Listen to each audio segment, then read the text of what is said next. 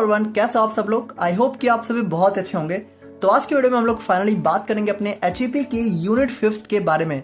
और यहाँ पे हम लोग अपनी इस यूनिट 5th को बहुत ही डिटेल में देखने वाले हैं, जो कि हमारी कंप्लीटली बेस होने वाली है हमारे रिप्रोडक्टिव सिस्टम के ऊपर। और एट लास्ट में इसका छोटा सा पार्ट हमारा जेनेटिक्स के ऊपर देखने को मिलता है। तो मेनली हम लोग बात करें तो हम लोग यहाँ पे अपने रिप्रोडक्टिव सिस्टम के बारे में बहुत ही डिटेल में पढ़ रहे होंगे। बाकी हम लोग यहाँ पे अगर अपने पहले क्वेश्चन की बात करें, अब वीडियो डेफिनेटली हमारी एग्जाम पॉइंट ऑफ व्यू से होगी, लेकिन यहाँ पे हम लोग इसको थोड़ा सा डिटेल में भी देखेंगे। तो आप मान के चलिए कि थोड़ा सा ज़्यादा टाइम लग जाएगा, क्योंकि बहुत बड़ा टॉपिक है। फिर भी हम कोशिश करेंगे कि यहाँ पे वीडियो हमारी 2 घंटे से कम में ही हो जाए, ठीक है। और बाकी हम लोग यहाँ पे अपने जो भी 5th के क्वेश्चन हैं उनको यहाँ पे काफ़ी अच्छे से देखते हैं, ठीक है। तो सबसे पहले अपने हम लोग अपने फर्स्ट क्वेश्चन की बात करते हैं, जिसमें हम लोग यहाँ पे देखेंगे अपने mail and female reproductive system को बहुत ही डिटेल में, यानी कि इनका जो भी एनाटॉमी एंड फिजियोलॉजी है उसको हम लोग को यहाँ पे काफ़ी अच्छे से देखना है। अब होता क्या है कि एग्जाम में या तो मेल या तो फीमेल दोनों से ही यहाँ पे अल्टरनेटिव ईयर्स में क्वेश्चन पूछे जाते हैं। तो यहाँ पे हमें दोनों को पढ़ना काफ़ी ज़्यादा इंपॉर्टेंट हो जाता है। तो सबसे पहले हम लोग यहाँ पे अपने फीमेल रिप्रोडक्टिव सिस्टम के बारे में काफ़ी अच्छे से पढ़ेंगे, बट उससे पहले हम लोग यहाँ पे देखेंगे अपने रिप्रोडक्टिव सिस्टम का एक बेसिक इंट्रोडक्शन। तो बात करें हम लोग यहाँ पे अपने रिप्रोडक्टिव सिस्टम के बारे में, तो यहाँ पे देखो आप लोग एक चीज समझो कि रिप्रोडक्शन इसका मतलब ही क्या होता है। भाई रिप्रोडक्शन मतलब कि दोबारा से प्रोड्यूस करना, है ना। रिप्रोडक्शन सिंपल है, तो क्या प्रोड्यूस करना दोबारा से। तो अगर हम लोग यहाँ पे सिंपली बात करें तो हम लोग यहाँ पे रिप्रोड्यूस करते हैं अपने ऑफ स्प्रिंग्स को। ऑफ स्प्रिंग का मतलब कि अपने ही जैसे हम लोग यहाँ पे जब ह्यूमन बींग्स यहाँ पे, या फिर कह सकते हो रिप्रोडक्शन सब में ही देखने को मिलता है, लेकिन हम लोग चूंकि ह्यूमन बींग्स की बात कर रहे हैं, तो ह्यूमन बींग्स जब अपने ही जैसे दिखने वाले कह सकते हो नए जीव का फॉर्मेशन करते हैं, ठीक है। तो उसी चीज को हम लोग यहाँ पे तो जिस प्रोसेस के थ्रू करते हैं उस प्रोसेस को ही हम लोग यहाँ पे रिप्रोडक्शन बोलते हैं। और यहाँ पे इस प्रोसेस में जो भी हमारे सिस्टम्स इन्वॉल्व होते हैं उनको हम लोग यहाँ पे रिप्रोडक्टिव सिस्टम बोलते हैं। अब देखो इन सभी से आप लोग जो है ऑलरेडी कहीं ना कहीं तो परिचित हो ही, ठीक है। मतलब कहीं ना कहीं आप लोगों को ये सारी चीजें थोड़ा बहुत तो पता ही है। बाकी हम लोग यहाँ पे इसको काफी डिटेल में नो डाउट देखेंगे, और आप लोग को डेफिनेटली बहुत सारी चीजें नहीं पता, तो हम लोग काफी अच्छे से अपने रिप्रोडक्टिव सिस्टम को एक्सप्लोर करेंगे, ठीक है, मेल्स एंड फीमेल्स दोनों को ही। तो यहाँ पे हम लोग बात करें तो यहाँ पे देखो ये हमारा कलेक्शन ऑफ ऑर्गन और स्ट्रक्चर होता है, जो कि हमारा क्या करते हैं, work together to produce offsprings. बाकी हम लोग यहाँ पे बात करें, it's primary function is to generate, nurture and deliver gametes. अब ये गेमीट्स क्या होते हैं, तो ये गेमीट्स होते हैं हमारे यहाँ पे सेक्स सेल्स। अब सेक्स सेल्स से हमारा क्या मतलब है। अब देखो यहाँ पे आप लोग चीजों को बहुत ध्यान से देखना, ये जो पूरा का पूरा हमारा रिप्रोडक्टिव सिस्टम है, चाहे वो मेल का हो चाहे फीमेल का हो, वो हम लोग बेसिकली पढ़ क्यों रहे हैं या फिर हमारी बॉडी में होता क्यों है। तो ये हमारी बॉडी में सिर्फ और सिर्फ हमारे गैमेट्स के प्रोडक्शन के लिए होता है। मतलब यहाँ पे सिर्फ और सिर्फ नहीं होता, लेकिन जो इसका सबसे मेजर काम होता है, मतलब ये जो हमारा सिस्टम है ये पूरा हमारा इस गैमेट्स पे ही फोकस करता है। अब ये गैमेट्स क्या होते हैं, तो ये होती है हमारी सेक्स सेल्स। इसका मतलब यहाँ पे हमारे देखो गैमेट्स हमारे मेल्स में होते हैं स्पर्म्स, ठीक है, और फीमेल्स में हमारे होते हैं ओवम। तो यहाँ पे देखो यही दोनों होते हैं हमारे यहाँ पे गेमीट्स, ठीक है। और फीमेल्स में हमारा ये ओवम होता है और मेल्स में हमारा ये स्पर्म देखने को मिलता है। तो अगर हम लोग यहाँ पे बात करें तो देखो ये पूरा का पूरा रिप्रोडक्टिव सिस्टम हमारा इन्हीं दोनों के फॉर्मेशन के लिए ही हम लोग कह सकते हो पढ़ते हैं, ठीक है। मतलब इसका मेजर फंक्शन हमारा इन्हीं दोनों पे होता है, इन्हीं दोनों यहाँ पे, यही दोनों इसके यहाँ पे इसके सेंटर होते हैं, ठीक है, रिप्रोडक्टिव सिस्टम के। अब अगर हम लोग यहाँ पे बात करें तो देखो होता क्या है कि जो हमारा मेल का स्पर्म होता है, ठीक है, और जो फीमेल का ओवम होता है, यही दोनों मिलकर यहाँ पे क्या बनाते हैं, यही दोनों मिलकर हमारे यहाँ पे फॉर्मेशन करते हैं जाइगोट का, ठीक है। और यही जाइगोट हमारा क्या होता है, यही जाइगोट हमारा आगे जाके जो है फर्दर जो है सेल डिवीजन में जाके जो है हमारा एम्ब्रियो का फॉर्मेशन करता है, और यही एम्ब्रियो आगे चल के हमारा बेबी के फॉर्म में डेवलप हो जाता है, ठीक है। मतलब प्रेगनेंसी में बेसिकली होता क्या है कि जो लेडी है, ठीक है, तो उसके अंदर बेसिकली हमारे जाइगोट का फॉर्मेशन हो जाता है। और ये कब होता है, जब यहाँ पे मेल का स्पर्म यहाँ पे फीमेल के ओवम से यहाँ पे फर्टिलाइज हो जाता है, ठीक है। मतलब ये फर्टिलाइज कर लेते हैं।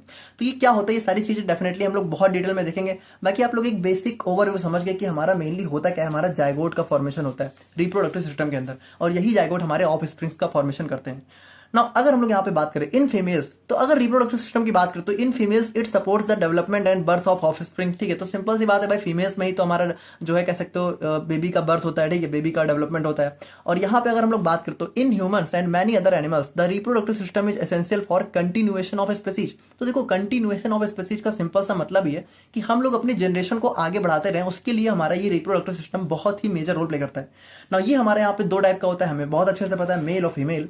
बाकी यहाँ पे देखो हम लोग थोड़ा सा अगर अपने कुछ मेजर इवेंट्स की बात करें कि मतलब हमारा जो है रिप्रोडक्शन में कह सकते हो, अगर मान लो कोई बेबी का मान लो यहाँ पे बर्थ हो रहा है, या फिर कोई हमारा मान लो अगर जाइगोट का फॉर्मेशन हो चुका है, अगर हमारा स्पर्म एंड ओवम दोनों फर्टिलाइज हो चुके हैं, तो उसके अंदर मेजर इवेंट्स क्या होते हैं। क्योंकि देखो अब हमारा रिप्रोडक्शन तो तभी होगा ना जब ये दोनों मिलेंगे। देखो वैसे हम लोग रिप्रोडक्टिव सिस्टम तो बहुत अच्छे से पढ़ते हैं, लेकिन रिप्रोडक्शन का क्या मतलब है, उसका मतलब तो यही है कि हमारा ये दोनों मिल चुके हैं, जाइगोट का फॉर्मेशन हो चुका है। तो अगर हम लोग यहाँ पे देखें तो देखो सबसे सबसे जो पहला स्टेप होता है इसका, ये होता है हमारे यहाँ पे गेमेटोजेनेसिस।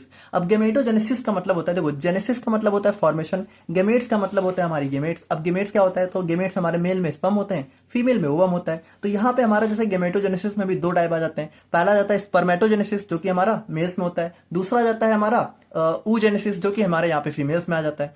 फिर हमारा आता है इंसेमिनेशन। तो देखो इंसेमिनेशन का मतलब होता है कि कह सकते हो जो हमारा मेल गेमेट है, ठीक है, वो यहाँ पे हमारा फीमेल गेमेट के अंदर कह सकते हो ट्रांसफर हो चुका है, ठीक है। नाउ फर्टिलाइजेशन, तो फर्टिलाइजेशन का मतलब होता है कि यहाँ पे जो हमारा मेल गेमेट है वो यहाँ पे हमारे फीमेल गेमेट के साथ मिलकर फर्टिलाइज हो चुका है और वहां पे हमारा जाइगोट का फॉर्मेशन हो चुका है। नाउ यहाँ पे फिर हमारा आ जाता है क्लीवेज या फिर सेल डिवीजन। तो यहाँ पे देखो क्लीवेज या फिर डिवीजन में बेसिकली क्या होता है कि ये जो हमारा जाइगोट है, ठीक है, तो अब इसका यहाँ पे हमारा सेल डिवीजन स्टार्ट हो जाता है, ठीक है, मतलब ये फर्दर यहाँ पे डिवाइड होना चालू हो जाते हैं और हमारा कह सकते हो एम्ब्रियो का फॉर्मेशन करने लग जाते हैं। अब जैसे ये जाइगोट जब हमारा डिवीजन में जाता है, ठीक है, तो उसके बाद यहाँ पे क्या होता है, इसका यहाँ पे इम्प्लांटेशन हो जाता है। अब इम्प्लांटेशन का मतलब क्या है, तो यहाँ पे इम्प्लांटेशन का मतलब होता है कि देखो ये जो हमारा जाइगोट फॉर्म हुआ है, अभी होता क्या है कि इसका जो फर्दर डेवलपमेंट होता है, मतलब कह सकते हो कि जो बेबी के फॉर्म में इसका डेवलपमेंट होता है वो कहाँ होता है, वो हमारा होता है फीमेल के यूट्रस में। अब यूट्रस वगैरह मुझे पता है आप लोग थोड़ा बहुत नहीं समझ में रहोगे, बट इसको हम लोग काफी डिटेल में देखेंगे। तो यूट्रस में क्या होता है, बेसिकली हम लोग कह सकते हैं कि हमारा जाइगोट जाके इम्प्लांट हो जाता है। देखो एक चीज समझो कि जो बेबी का डेवलपमेंट होता है वो वैसे तो जनरल भाषा में हम लोग कह सकते हैं कि कह देते हैं, ठीक है, कि मदर के स्टमक में हो रहा है, ठीक है, माँ के पेट में हो रहा है, लेकिन ऐसा नहीं होता है, पेट में नहीं होता, वो यूट्रस में होता है, ठीक है। तो यूट्रस में हमारा क्या हो जाता है, इम्प्लांटेशन, मतलब कि कह सकते हो वो इम्प्लांटेशन मतलब कि उसको यहाँ पे कह सकते हो उसको यूट्रस में फिट कर दिया जाता है। अब वो सब चीजें कैसे होती है वो सारी चीजें हम लोग देखेंगे। उसके बाद हो जाता है हमारे यहाँ पे नेक्स्ट स्टेप प्लेसेंटेशन। प्लेसेंटेशन का मतलब होता है कि जो मदर का ब्लड सर्कुलेशन है वो हमारे बेबी के ब्लड सर्कुलेशन से जाके अटैच हो जाता है। अब भाई बेबी का जो डेवलपमेंट है वो कैसे होगा, जब उसको यहाँ पे अच्छे से ब्लड सप्लाई मिलेगी तो वो कैसे मिलेगी भाई, वो मदर से ही तो मिलेगी। तो यहाँ पे क्या होता है, हमारा जो मदर ब्लड सर्कुलेशन है वो बेबी के ब्लड सर्कुलेशन से अटैच हो जाता है।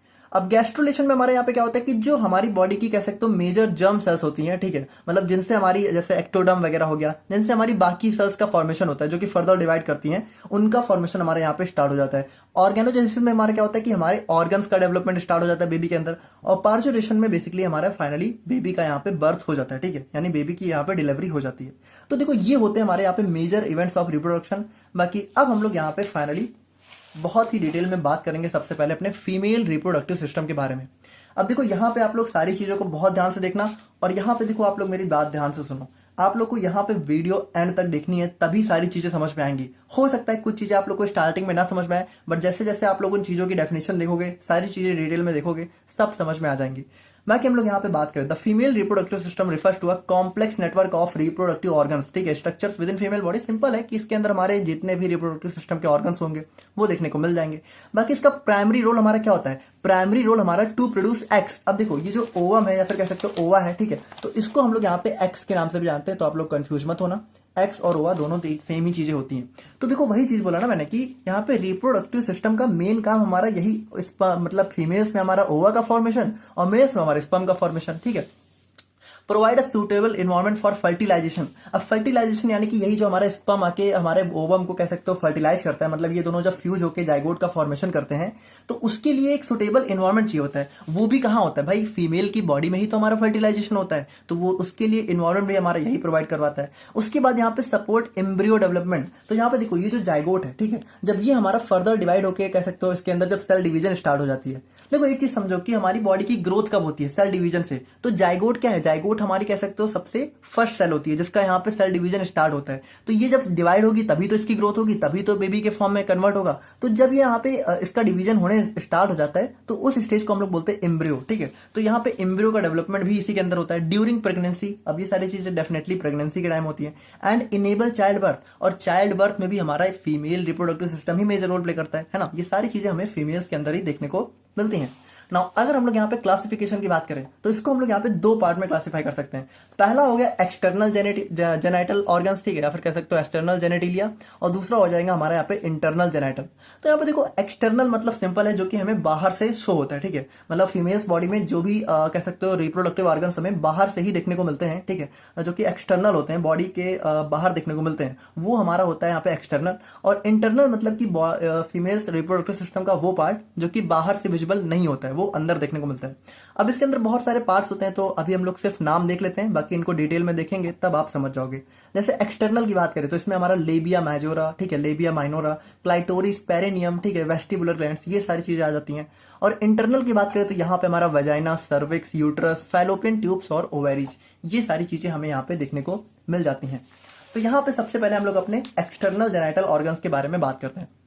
तो अगर यहाँ पे हम लोग अपने एक्सटर्नल जेनाइटल ऑर्गन्स को देखें तो यहाँ पे देखो वही चीजें कि इसमें हम लोगों ने देखा क्या क्या होता है, हमारा लेबिया माइजोरा मेनोरा। अब हम लोग यहाँ पे अगर थोड़ा सा देखें, इसको फिगर वाइज देखें तो यहाँ पे देखो इसका फिगर हमें जो है कुछ इस टाइप से देखने को मिलता है हमारा फीमेल एक्सटर्नल जेनाइटल का। अब यहाँ पे अगर आप लोग देखो तो यहाँ पे देखो ये जो सबसे आउटर मोस्ट पार्ट होता है, ठीक है, ये वाला जो पार्ट होता है बाहर वाला, तो ये हमारे स्किन की फोल्डिंग होती है, मतलब ये हमारा स्किन की कवरिंग होती है, ठीक है। तो इसको हम लोग बोलते हैं लेबिया मेजोरा। देखो मेजोरा मतलब कह सकते हो थोड़ा बड़ा वाला पार्ट है ना, मेजर वाला पार्ट। और इसके अंदर देखो ये जो हमारी जो इसके अंदर जो पतली सी कवरिंग होती है ये वाली, ठीक है, इसको हम लोग बोलते हैं लेबिया माइनोरा, ठीक है। तो ये होते हैं हमारे दोनों आउटर मोस्ट पार्ट ऑफ हमारे external genital organs of females, ठीक है। सबसे आउटर मोस्ट में क्या होता है हमारा लेबिया मेजोरा, उसके अंदर क्या होता है लेबिया माइनोरा।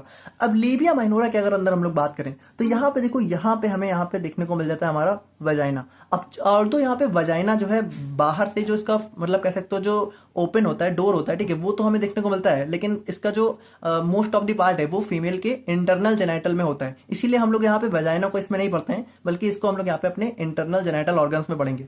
बाकी अगर हम लोग यहाँ पे बात करें तो हमें यहाँ पे जो है क्लाइटोरिस, ठीक है, ये पार्ट देखने को मिलता है, ठीक है। तो ये क्लाइटोरिस क्या होता है कि थोड़ा सा एक अपर कह सकते हो उभार टाइप का हमें देखने को मिलता है, जो कि हमारा क्लाइटोरिस हो जाता है। अब इन सबके बारे में डिटेल में पढ़ेंगे तब आप लोग समझ जाओगे। और देखो यहाँ पे फिर हमारा एक पार्ट आ जाता है पेरिनियम। तो पेरिनियम क्या होता है कि कह सकते हो ये जो हमारा कह सकते हो ये जो हमारा अच्छा यहाँ पे देखो एक चीज समझो कि जो हमारा एक्सटर्नल जेनाइटल है तो इसको हम लोग कलेक्टिवली हम लोग वल्वा के नाम से जानते हैं, ठीक है। वल्वा मतलब यहाँ पे वल्वा, ठीक है। तो ये इसको हम लोग यहाँ पे जो है मतलब ये सारी चीजों को अगर हम लोग बोले labia majora minora clitoris perineum vestibular glands, इन सबको एक साथ हम लोग बोले तो इनको हम लोग वल्वा बोलते हैं। तो यहाँ पे अगर हम लोग देखें पेरिनियम क्या होता है, तो वल्वा से एनस तक की जो कह सकते हो डिस्टेंस होती है, ठीक है, मतलब ये वल्वा हो गया और यहां से एनस तक की जो डिस्टेंस होती है उसके बीच में जो स्पेस होता है उसी को हम लोग बोलते हैं पेरिनियम। और अगर हम लोग यहाँ पे बात करें तो यहाँ पे देखो हमारा क्या होता है, हमारा यहाँ पे जो है हमारे वेस्टिबुलर ग्लैंड्स भी देखने को मिलते हैं, ठीक है। तो ये वेस्टिबुलर ग्लैंड्स क्या होते हैं कि हमारा कह सकते हो थोड़ा सा वजाइना के आसपास देखने को मिलते हैं, ठीक है। ये जो हमारा वजाइना है इसके थोड़ा सा आसपास और हमारे यूरेथ्रा के आसपास देखने को मिलते हैं, ठीक है। तो ये हमारे यहाँ देखने को मिलते हैं। और फिर हमारा यहाँ पे आ जाता है और हमारा क्या बच गया हमारा हाइमन। अब हाइमन क्या होता है, देखो हाइमन क्या होता है कि ये जो हमारा वजाइना होता है, ठीक है, तो इसके ऊपर एक हमें कह सकते हो झिल्ली टाइप की कवरिंग देखने को मिलती है, ठीक है। तो इसके ऊपर एक कवरिंग होती है जिसको हम लोग यहाँ पे हाइमन बोलते हैं। अब ये हाइमन जनरली क्या होता है कि मतलब कि जब फीमेल्स यहाँ पे प्यूबर्टी में पहुंचती हैं, ठीक है, तो एक एज के बाद यहाँ पे ये अपने आप ब्रेक हो जाती है, ठीक है। तो जनरली क्या होता है जैसे कि अगर कोई फीमेल यहाँ पे बहुत हार्डवर्क वगैरह करती हैं तो ये हाइमन यहाँ पे ब्रेक हो जाती है, ठीक है। तो वैसे यहाँ पे हाइमन भी देखने को मिलता है। और इसके अलावा हम लोग बात करें तो यहाँ पे हमें देखने को मिलता है हमारा यूरेथ्रल ओपनिंग, ठीक है, जहां से हमारा यूरिन डिस्चार्ज होता है। तो फीमेल्स के अंदर यहाँ पे देखो इंपॉर्टेंट चीज ये है कि जो हमारी यूरेथ्रल ओपनिंग है, ठीक है, और जो वजाइना है वजाइनल ओपनिंग है, वो दोनों यहाँ पे अलग अलग होती हैं, ठीक है। ये चीज थोड़ा सा ध्यान रखना है कि यहाँ पे ये दोनों चीजें डिफरेंट होती हैं।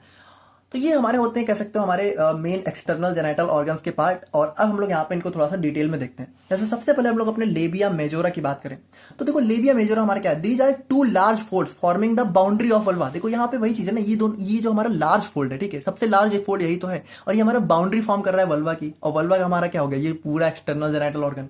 Now they compose. अब इसके अंदर क्या क्या होता है, जैसे हमारा स्किन होता है, फाइब्रस टिश्यू होता है, फैट होता है, और उसके बाद हमें इसके अंदर large number of sebaceous and sweat glands भी देखने को मिलती है। मतलब इसके अंदर यहाँ पे सीबम वगैरह का भी प्रोडक्शन हमें देखने को मिलता है। और इसको हम लोग यहाँ पे मोस्ट इंपॉर्टेंट आउटर लिप्स या फिर ग्रेटर लिप्स के नाम से भी जानते हैं, ठीक है। मतलब ये थोड़ा सा लिप्स टाइप का दिखता है, इसीलिए हम लोग इसको यहाँ पे आउटर लिप्स या ग्रेटर लिप्स के नाम से जानते हैं। और इसके अंदर हमें यहाँ पे अपनी बार्थोलिन्स ग्लैंड्स भी देखने को मिलती हैं, जो कि हमारे ल्यूब्रिकेशन में हेल्प करती हैं ड्यूरिंग द इंटरकोर्स। मतलब कि जब यहाँ पे सेक्सुअल इंटरकोर्स होता है, ठीक है, तो उस टाइम यहाँ पे ये जो हमारा कह सकते हो लेबिया मेजोरा है, इसके अंदर हमारी कुछ ग्लैंड्स होती हैं बार्थोलिन ग्लैंड्स, जो कि यहाँ पे हमारे कह सकते हो सिक्रीशन करती हैं, जो कि हमारा ल्यूब्रिकेशन प्रोवाइड करता है, ठीक है, जिससे हमारा सेक्सुअल इंटरकोर्स थोड़ा सा इजी हो जाता है। और लेबिया माइनोरा की हम लोग बात करें, लेबिया माइनोरा, देखो लेबिया जैसा इसका नाम है माइनोरा, तो ये हमारी क्या होती है भाई, ये हमारी थोड़ी सी पतली वाली, जैसे ये वाली जो फोल्डिंग है हमारा माइनोरा हो गया। अब यहाँ पे देखो ये हमारे टू स्मॉलर फोल्ड्स होते हैं, और यहाँ पे इनको हम लोग यहाँ पे चूंकि ये थोड़ा सा छोटे होते हैं, ठीक है, और इनर साइड में होते हैं, इस इनर लिप्स के नाम से जानते हैं। उसके बाद यहाँ पे हम लोग बात करें तो ये हमारी थोड़ी सी थिन, ठीक है, और डेलिकेट फोल्ड्स ऑफ स्किन, मतलब स्किन की एक हमें जो है पतली सी जो है कह सकते हो फोल्डिंग देखने को मिलती है। और यहाँ पे इनका कलर यहाँ पे टिपिकली जो है पिंक से रेडिश ब्राउन कलर देखने को मिलता है। और उसके बाद हम लोग बात करें तो they provide a protective barrier for vaginal opening, urethra and clitoris. और देखो यहाँ पे अगर हम लोग बात करें तो होता क्या है कि ये हमारा वजाइना, ठीक है, यूरेथ्रा और इन सब के लिए कवरिंग का काम करती हैं। देखो जनरली क्या होता है कि जनरली ये जो हमारा एक्सटर्नल जेनिटल है वो इस तरह का ओपन नहीं देखने को मिलता, ठीक है, वो यहाँ पे थोड़ा सा क्लोज फॉर्म में होता है। और इनको यहाँ पे इसीलिए जो हमारा ये लेबिया माइनोरा और मेजोरा है ये यहाँ पे इनको प्रोडक्शन प्रोवाइड करने का काम करते हैं। नाउ अगर हम लोग यहाँ पे बात करें अपना क्लाइटोरिस की, देखो ये जो ऊपर थोड़ा सा आप लोग को जो एक्सटेंडेड पार्ट दिख रहा है ना, ठीक है, इसी को हम लोग बोलते हैं क्लाइटोरिस। तो क्लाइटोरिस की अगर हम लोग बात करें तो क्लाइटोरिस यहाँ पे देखो क्या होता है, देखो यहाँ पे क्लाइटोरिस हमारा बहुत ही हाईली सेंसिटिव और इरेक्टाइल ऑर्गन होता है। देखो ये सबसे इंपॉर्टेंट चीज है, इरेक्टाइल। इरेक्टाइल का मतलब आप लोग समझ रहे होगे, ठीक है। इरेक्टाइल मतलब कि हमारा जो पेनिस होता है, मेल्स में हमारा जो पेनिस होता है वो भी हमारा एक इरेक्टाइल ऑर्गन होता है, ठीक है। तो उसके अंदर इरेक्शन की प्रॉपर्टी होती है, ठीक है, कि वो हमारा इरेक्ट हो सकता है। उसी तरीके से हमारा जो क्लाइटोरिस है तो उसके अंदर भी हमें यहाँ पे इरेक्टाइल फंक्शंस देखने को मिलते हैं। मतलब ये भी, मतलब ये अगर हम लोग बोले तो ये एनाटॉमिकली होमोलोगस होता है to the penis in males, यानी कि जो फीमेल्स में क्लाइटोरिस है वो मेल्स में जो पेनिस होता है, ठीक है, उसके कह सकते हो होमोलोगस होता है, यानी कि थोड़ा उसी के जैसा देखने को मिलता है। ऑल्दो यहाँ पे डेफिनेटली इसका साइज वगैरह बहुत छोटा होता है, लेकिन ये बहुत हाईली सेंसिटिव होता है, ठीक है। और ये हमारे एक पी यानी कि एक मटर के दाने जितना देखने को मिलता है। और इसके अंदर हमें बहुत सारी सेंसरी नर्व सेंडिंग्स देखने को मिलती है, ठीक है, मतलब इसके अंदर काफी नर्व सप्लाई होती है।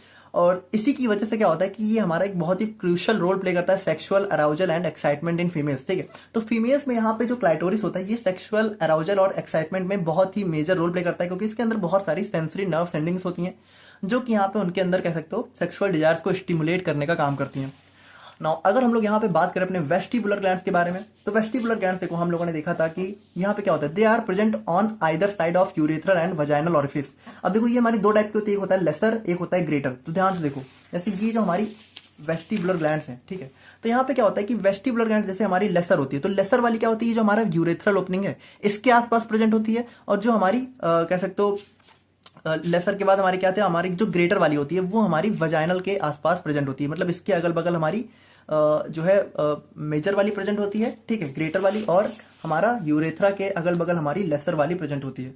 और बात करें हम लोग यहाँ पे पेरिनियम की, तो पेरिनियम हम लोगों ने देखा it is the area that extends from fourchette to the anus. तो वही चीज है कि मतलब यहाँ पे जो हमारा कह सकते हो जो हमारा पूरा वल्वा है, वल्वा से लेके एनस तक का जो पार्ट होता है, ठीक है, उस चीज को हम लोग बोलते हैं पेरिनियम। तो ये था हमारे यहाँ पे complete female external genital organs. आई होप कि इसमें आप लोग को कोई कंफ्यूजन नहीं होनी चाहिए, बहुत ही सिंपल थे।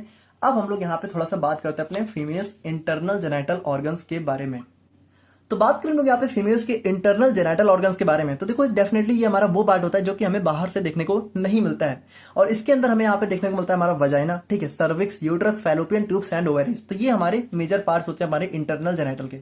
अब अगर आप लोग यहाँ पे इसको ध्यान से देखो तो यहाँ पे देखो जो हमारी सबसे आउटर मोस्ट ओपनिंग होती है इसको हम लोग बोलते हैं वजाइना, ठीक है। तो यहाँ पे देखो ये वजाइना के बाहर ही हमें अपना आउट एक्सटर्नल जेनिटल ऑर्गन्स देखने को मिलता है, ठीक है, मतलब जो हम लोगों ने देखा तो उसके अंदर वाला पार्ट होता है हमारा ये इंटरनल वाला। तो यहाँ पे देखो क्या होता है कि वजाइना, यहाँ पे हम लोग बात करें तो वजाइना भी काफी एक लॉन्ग ट्यूब की तरह देखने को मिलती है, ठीक है। और उसके बाद वजाइना के बाद जो पोर्शन होता है उसको हम लोग बोलते हैं सर्विक्स, और सर्विक्स के बाद जो पोर्शन होता है, ध्यान से देखना, इस पोर्शन को हम लोग बोलते हैं यूट्रस। और यहीं पे देखो इसी जगह पे बेबी का डेवलपमेंट होता है, मतलब जो कह सकते हो एम्ब्रियो डेवलपमेंट होता है वो इसी जगह देखने को मिलता है। और उसके बाद हम लोग बात करें तो यहाँ पे देखो ये हमारा कुछ ट्यूब टाइप स्ट्रक्चर देखने को मिल रहा है, इसको हम लोग बोलते हैं फैलोपियन ट्यूब। और यहाँ पे उसके बाद हमें यहाँ पे देखने को मिलती है फाइनली हमारी ओवेरीज।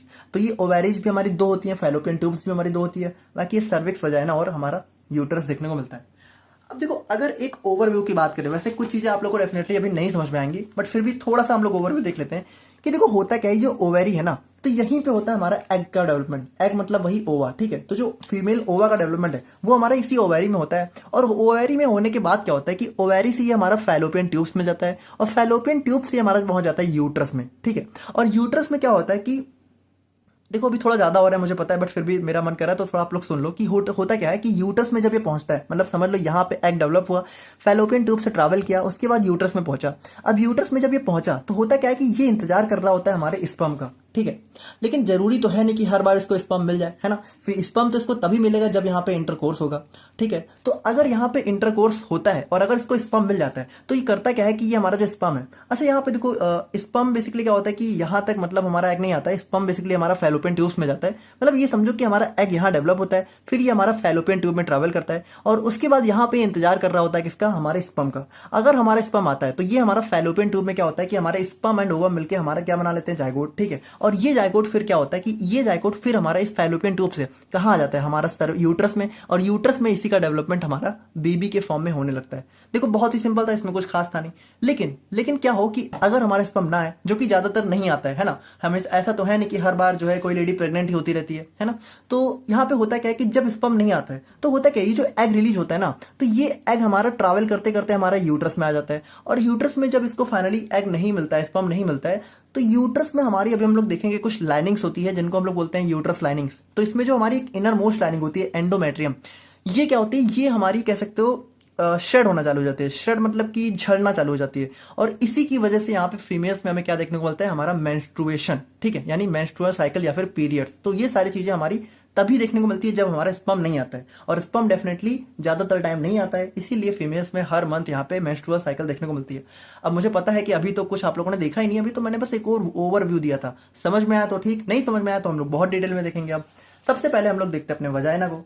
तो वजाइना की अगर हम लोग बात करें तो वजाइना हमारे यहाँ पे एक शॉर्ट ट्यूबुलर स्ट्रक्चर होता है, ठीक है। और यहाँ पे देखो ट्यूबुलर मतलब यही ट्यूब लाइक स्ट्रक्चर होता है। उसके बाद यहाँ पे इसकी लाइनिंग हमारी म्यूकस मेम्ब्रेन से होती है। इसके अंदर भी हम लोग देखें तो हमारे स्ट्रेटिफाइड स्क्वामस एपिथेलियम होता है, और ये हमारा एक टाइप का टिश्यू होता है। अच्छी बात है, अगर पता है, नहीं पता है तो जान लो। It extend from vulva to the cervix of uterus. देखो ध्यान से देखना, ये हमारा कहां से हमारा एक्सटेंड होता है। देखो यहाँ पे वल्वा से इसकी शुरुआत होती है, वल्वा मतलब वही एक्सटर्नल पार्ट, और वल्वा से यहाँ पे हमारा जो है सर्विक्स, देखो ये यूट्रस का जो सर्विक्स है, तो यहां तक हमें ये देखने को मिलता है। Now it receives penis during the intercourse. तो इंटरकोर्स यानी कि जब भी सेक्सुअल इंटरकोर्स होता है तो जो पेनिस होता है वो इसी वजाइना के अंदर ही एंटर करता है, यानी ये पेनिस को रिसीव करने का काम भी करता है ना। उसके बाद हम लोग बात करें तो यहाँ पे it also serves as birth canal during child birth. और बेबी का जब यहाँ पे चाइल्ड बर्थ होता है तो देखो बेबी का डेवलपमेंट कहाँ होता है, हमारे यूट्रस में, और यूट्रस से जो हमारा कह सकते हो बेबी का जो चाइल्ड बर्थ होता है, ठीक है, जो बेबी बाहर आता है वो कहाँ से आता है, वो हमारा वजाइना से आता है, ठीक है। तो वजाइना हमारा यहाँ पे बेबी के चाइल्ड बर्थ के लिए भी हमारा एक जो है कह सकते हो कैनाल की तरह काम करती है ना। Now it serves as outlet for menstrual fluid during menstruation. अब यहाँ पे जो जब हमारी यहाँ पे क्या होता है, जब हमारी हमारा कह सकते हो स्पर्म वगैरह नहीं आता है, तो हमारी जब एंडोमेट्रियम श्रेड होती है, तो एंडोमेट्रियम जब श्रेड होकर यहाँ पे ब्लीडिंग होती है, तो वो स्पर्म का जो मेंस्ट्रुएशन फ्लूइड होता है वो भी हमारा इसी के थ्रू बाहर आता है। मतलब वजाइना की बात करें तो यहाँ पे देखो क्या क्या होता है भाई, ये हमारा पेनिस को भी रिसीव करता है, ये हमारा चाइल्ड बर्थ में भी हेल्प करता है, ये हमारा मेंस्ट्रुअल फ्लूइड के डिस्चार्ज में भी हेल्प करता है। उसके बाद हम लोग बात करें तो इट, अच्छा यहाँ पे ध्यान से देखना कि इसके पास खुद से कोई सिक्रेटरी ऑर्गन्स नहीं होते हैं, मतलब वजाइना के अंदर कुछ ऐसा सिक्रेशन खुद से नहीं होता है, लेकिन यहाँ पे फिर भी एक नेचुरल मॉइस्चर को मेंटेन करती है due to the secretion of cervix and Bartholin's gland. तो यहाँ पे देखो हम लोगों ने देखा था अपने बार्थोलिन ग्लैंड्स को और सर्विक्स। तो सर्विक्स हमारे यहाँ पे देखो, ये जो हमारा सर्विक्स ये वाला पार्ट होता है, तो बार्थोलिन ग्लैंड्स हमारी कहाँ होती है, हमारे कहाँ होता है, लेबिया मैजोरा में, ठीक है। तो लेबिया मैजोरा की जो बार्थोलिन ग्लैंड है और ये जो सर्विक्स है, ये दोनों हमारी कुछ ऐसा सिक्रेशन करती हैं जिसकी वजह से वजाइना के अंदर एक नेचुरल मॉइस्चर लेवल मेंटेन रहता है, ठीक है। तो ये था हमारे यहाँ पे कंप्लीट वजाइना, और अब हम लोग यहाँ पे बात करते हैं अपने सर्विक्स के बारे में। अब ये सर्विक्स देखो क्या होता है, देखो यहाँ पे सर्विक्स जैसे अगर आप लोग देखो तो ये देखो ये इतना पार्ट हमारा होता है सर्विक्स, यहाँ से लेके यहाँ तक। अब देखो वैसे हम लोग देखो सर्विक्स को अलग से तो पढ़ते हैं, लेकिन अगर हम लोग बात करें ना तो ये सर्विक्स हमारा और कुछ नहीं बल्कि हमारे यूट्रस का ही पार्ट होता है। मतलब ये जो यूट्रस है ना, ये यूट्रस हमारा एक्सटेंड होकर सर्विक्स तक होता है। मतलब सर्विक्स अगर हम लोग ये पार्ट देखें तो ये होता हमारा यूट्रस का ही एक पार्ट है। बाकी अगर हम लोग यहाँ पे देखें तो हमारा जो है it serves as a gateway between the uterus and vagina. अब देखो हम लोग अगर देखें तो यूट्रस भाई, ये सर्विक्स क्या है, हमारा यूट्रस और वजाइना को कनेक्ट करता है ना, तो ये इनके बीच में एक गेटवे की तरह काम करता है। बस इसका यहाँ पे सिंपल सा यही रोल होता है। और अब हम लोग फाइनली बात करते हैं अपने यूट्रस के बारे में। तो यूट्रस की अगर हम लोग बात करें तो यूट्रस आप लोगों ने बहुत अच्छे से देख लिया। यूट्रस को हम लोग यहाँ पे वॉर्म के नाम से भी जानते हैं, और ये हमारे पियर शेप का ऑर्गन होता है जो कि हमारे पेल्विक कैविटी में लोकेटेड होता है, ठीक है। तो फीमेल के पेल्विक गर्डर अगर आप लोगों को पता है, ठीक है, तो कमर के आसपास की जो हमारी कह सकते हो बोन्स होती है उनको हम लोग बोलते हैं पेल्विक गर्डर। तो उसी पेल्विक कैविटी में हमें यहाँ पे हमारा यूट्रस देखने को मिलता है, और ये हमारा प्रेगनेंसी और चाइल्ड बर्थ में सबसे सेंट्रल और मेजर रोल प्ले करता है। मतलब जो प्रेगनेंसी होती है तो जो भी डेवलपमेंट होता है, जो भी सब कुछ होता है, वो यहाँ यूट्रस के अंदर ही होता है। और it is responsible for menstruation in females, और फीमेल्स के अंदर मेंस्ट्रुएशन भी इसी की वजह से होता है। क्यों? क्योंकि हम लोगों ने देखा कि जो यूट्रस है ना, इसी के अंदर हमारी होती है 3 लेयर। अभी हम लोग उसको देख रहे हैं। तो यही 3 लेयर क्या होता है कि इन 3 लेयर में से हमारी एक होती है एंडोमेट्रियम। और जब क्या होता है, जब भी हमारे यहाँ पे कह सकते हो फर्टिलाइजेशन नहीं होता है, यानी जब भी हमारा स्पर्म नहीं आता है, तो ये एंडोमेट्रियम क्या होता है, हर मंथ यहाँ पे श्रेड हो जाती है। ठीक है, और इसी श्रेडिंग की वजह से हमें क्या देखने को मिलता है, हमारा मेंस्ट्रुएशन। ठीक है, मतलब ये श्रेड होकर हमारे यहाँ पे ब्लीडिंग के फॉर्म में हमें जो है मेंस्ट्रुएशन फ्लूइड के फॉर्म में देखने को मिलता है। ठीक है, तो यहाँ पे देखो ये हमारा एक हिसाब से देखा जाए तो बहुत ही मेजर रोल प्ले करता है हमारे फीमेल्स में। ठीक है, और उसके बाद यहाँ पे हमारा 3 पार्ट में डिवाइड किया जा सकता है। जैसे हमारा होगा फंडस, बॉडी, सर्विक्स। तो देखो फंडस मतलब कि ये वाला पार्ट, ठीक है, फंडस हो गया, बीच वाली बॉडी और नीचे वाला सर्विक्स। ठीक है, तो हम लोगों ने जैसा देखा कि सर्विक्स हमारा यूट्रस का ही एक टाइप का पार्ट होता है। उसके बाद यहाँ पे जैसा कि हम लोगों ने देखा कि इसके अंदर 3 लेयर होती हैं। एंडोमेट्रियम हमारी इनर मोस्ट लेयर होती है, मायोमेट्रियम मिडल वाली, पेरीमेट्रियम बाहर वाली। और यही एंडोमेट्रियम क्या होता है, जब भी हमारे यहाँ पे कह सकते हो फर्टिलाइजेशन नहीं होता है। देखो एक चीज समझो, फीमेल्स के अंदर हर मंथ यहाँ पे एग का फॉर्मेशन होता है। तो जब ये एग हमारा यहाँ पे जब, और हर मंथ क्या होता है, हर मंथ ये एग हमारा रिलीज हो जाता है। देखो हर मंथ यहाँ पे फीमेल्स के अंदर एग का फॉर्मेशन होता है, और हर मंथ यहाँ पे जो एग है ये फीमेल्स में कहा हमारे कह सकते हो इंटरनल जेनेटिलिया में रिलीज कर दिया जाता है। और इस रिलीज की प्रोसेस को हम लोग बोलते हैं ओव्यूलेशन। ओव्यूलेशन का मतलब होता है एग का रिलीज हो जाना। और अगर ये हमारा ओव्यूलेशन होता है और अगर हमारा स्पर्म नहीं मिलता है, तो इसी ओव्यूलेशन की वजह से क्या होता है कि जो हमारा एंडोमेट्रियम है वो हमारे यहाँ पे श्रेड हो जाती है। अब आप लोग सोच रहे होंगे कि एंडोमेट्रियम क्यों श्रेड हो जाती है, मतलब एंडोमेट्रियम इसकी जो इनर मोस्ट लेयर है वो क्यों श्रेड हो जाती है। तो यहाँ पे एक चीज समझो, ये जो एंडोमेट्रियम बनती है ना, तो ये एंडोमेट्रियम देखो हर बार क्या होता है, हर बार ये श्रेड होती है, मतलब हर बार ये खत्म हो जाती है और हर बार ये दोबारा नहीं बनती है। तो ये बनती ही क्यों है? देखो एक चीज समझो, ये एंडोमेट्रियम का काम ही होता है सिर्फ और सिर्फ हमारे बेबी को कह सकते हो, बेबी की डेवलपमेंट कराना, या फिर कह सकते हो हमारा जो है कह सकते हो जो भी हमारा मतलब ये जो हमारा जाइगोट बनता है, ठीक है, तो इसके इम्प्लांटेशन यानी कि ये जो जाइगोट है इसकी डेवलपमेंट, या फिर कह सकते हो यही जो हमारा एम्ब्रियो होता है इसकी डेवलपमेंट के लिए ही हमारी एंडोमेट्रियम लेयर होती है। मतलब इस एंडोमेट्रियम के थ्रू ही हमारा क्या होता है, इस जाइगोट हमारा इम्प्लांट होता है। इम्प्लांट मतलब कि वही हमारा कह सकते हो जो जाइगोट जब बनता है वो यहाँ पे इसके अंदर इसके पास कह सकते हो आके अटैच हो जाता है। तो वो अटैचमेंट हमारी इस एंडोमेट्रियम लेयर की वजह से ही होती है। और अगर ये हमारा जाइगोट नहीं मिलता है इसको, तो ये क्या होता है भाई, इसका तो काम ही हमारे इस जाइगोट का फॉर्मेशन या फिर इसको जाइगोट के डेवलपमेंट कराना है ना, बेबी का डेवलपमेंट कराना। तो अगर इसका काम नहीं हो पाता तो क्या होता है, हर महीने ये बनती है और हर महीने श्रेड हो जाती है। और श्रेड होने की वजह से यहाँ पे क्या होता है, फीमेल्स के अंदर यहाँ पे पीरियड्स या फिर मेंस्ट्रुअल साइकिल देखने को मिलती है। तो देखो बहुत ही सिंपल है, इसमें कुछ है नहीं। रिप्रोडक्टिव सिस्टम बहुत ही सिंपल सा चैप्टर है। इसके अंदर हमें क्या पढ़ना है, हमें बेसिकली वही चीजें तो पढ़नी है, हमारी बॉडी के पार्ट्स के बारे में यही सारी चीजें पढ़नी है, और क्या है ना। तो अब हम लोग यहाँ पे बात करते हैं अपने फैलोपियन ट्यूब्स के बारे में। तो बात करें हम लोग यहाँ पे अपने फैलोपियन ट्यूब्स के बारे में, तो यहाँ पे देखो इनको हम लोग यहाँ पे अपने यूट्राइन ट्यूब्स के नाम से जानते हैं। अब ये फैलोपियन ट्यूब क्या होता है भाई, ये हम लोगों ने देखा था ना, ये जो हमारा ये वाली ट्यूब लाइक स्ट्रक्चर होती है, ठीक है, जो कि हमारे कह सकते हो ओवैरी को यहाँ पे कैरी करती है। अब देखो वैसे ये ओवैरी से ना बिल्कुल डायरेक्टली ज्वाइन नहीं होती है, लेकिन फिर भी हमें लगता है थोड़ा सा ये ओवैरी से बिल्कुल ज्वाइन नहीं होती है। तो यहाँ पे ये होता है हमारा फैलोपियन ट्यूब। और अगर हम लोग यहाँ पे बात करें तो इस फैलोपियन ट्यूब में क्या होता है कि इस फैलोपियन ट्यूब में हमें यहाँ पे कुछ फिंगर लाइक प्रोजेक्शन देखने को मिलते हैं, जिनको हम लोग बोलते हैं फिम्ब्रियाई। तो यहाँ पे देखो ये जो फैलोपियन ट्यूब है, तो हम लोगों ने क्या देखा कि ये हमारा जो है कुछ इस टाइप का है ना, इस टाइप का। तो यहाँ पे देखो हम लोगों ने दिखाने को तो इसको ऐसे सिंपली दिखा दिया है कि यहाँ पे इस टाइप से ओवैरी को पकड़े हैं, ठीक है, लेकिन ऐसा नहीं होता है एक्चुअल में। अगर हम लोग देखें तो ये हमारा देखो कुछ इस टाइप का होता है, ठीक है, मतलब अगर ये ठीक है, तो ये देखो ये हमारे कुछ फिंगर लाइक स्ट्रक्चर आ जाती है इसके अंदर। इसी को हम लोग बोलते हैं, कहाँ क्या बोलते हैं हम लोग, फिम्ब्रियाई बोलते हैं। The primary function of fallopian tubes is to transport egg from ovary to the uterus. तो देखो वही चीज है कि यहाँ पे ये क्या करता है भाई, ये जो हमारा एग इसके अंदर बनता है ओवैरी के अंदर, तो इस ओवैरी से एग को ट्रांसपोर्ट यूट्रस के अंदर ले जाने का काम कौन करता है, हमारा यही फैलोपियन ट्यूब्स करती है। नाउ अगर हम लोग यहाँ पे बाकी देखें तो it provides a suitable environment for fertilization and transport of eggs, ठीक है। तो इसके अलावा हमारे यहाँ पे जो मतलब फर्टिलाइजेशन, तो यहाँ पे देखो वही चीज है कि जो हमारा स्पर्म होता है, ठीक है, अगर हमारा स्पर्म आता है, ठीक है, अगर हमारे फीमेल्स के अंदर स्पर्म आता है, तो ये स्पर्म क्या होता है, ये स्पर्म हमारे इसी यूट्राइन ट्यूब्स में जाके हमारे एग को फर्टिलाइज करता है। मतलब इस स्पर्म को यहाँ पे ट्रैवल करना पड़ता है कहाँ तक, हमारे इस यूट्राइन ट्यूब्स तक। अभी ये सारी चीजें हम लोग बहुत अच्छे से भी देखेंगे, बट अभी आप लोग सिंपली समझो कि स्पर्म हमारा इस यूट्राइन ट्यूब्स तक जाता है और यहीं पे हमारे इस एग को फर्टिलाइज करता है। तो उसके लिए जो एक सुटेबल एनवायरमेंट होता है वो हमारा यहाँ पे यूट्राइन ट्यूब्स ही प्रोवाइड करता है, या फिर फैलोपियन ट्यूब्स, ठीक है।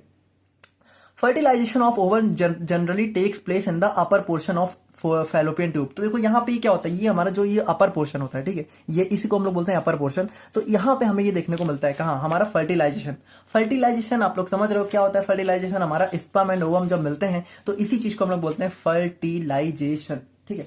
नाउ अब हम लोग यहाँ पे बात करते हैं अपने फाइनल एंड लास्ट एंड सबसे मोस्ट इंपॉर्टेंट स्ट्रक्चर के बारे में, जो कि हमारा ओवेरीज हो जाती हैं। ओवेरीज देखो हमारे फीमेल्स में सबसे मेजर रिप्रोडक्टिव ऑर्गन होती हैं, क्योंकि यही हमारी एग का फॉर्मेशन करती हैं, जो कि हमारे FRS यानी फीमेल रिप्रोडक्टिव सिस्टम का सबसे मेजर फंक्शन होता है। ओवेरीज और small almond shaped organ located in the lower abdomen of female reproductive system. तो यहाँ पे देखो, अगर हम लोग यहाँ पे अपना फीमेल रिप्रोडक्टिव सिस्टम का एक इंटरनल ऑर्गन का स्ट्रक्चर बनाए, तो यहाँ पे देखो ये हमारा जो है कुछ इस टाइप से होता है ना, इस टाइप से, और ये हमारा जो है कुछ इस टाइप से। तो देखो ये इतना पार्ट हमारा क्या हो जाता है, ये इतना पार्ट हमारा यूट्रस हो जाता है, और ये हमारा फैलोपियन ट्यूब हो जाता है, और यहाँ पे हमें जो है हमारा कुछ एग इस तरह की से देखने को मिलता है। तो ये होता है हमारे यहाँ पे, सॉरी, यूट्रस देखने को मिलता है, ठीक है। और इसी के अंदर हमारा एग का फॉर्मेशन होता है। ना अगर हम लोग देखें तो they plays a crucial role in reproductive and hormonal functions.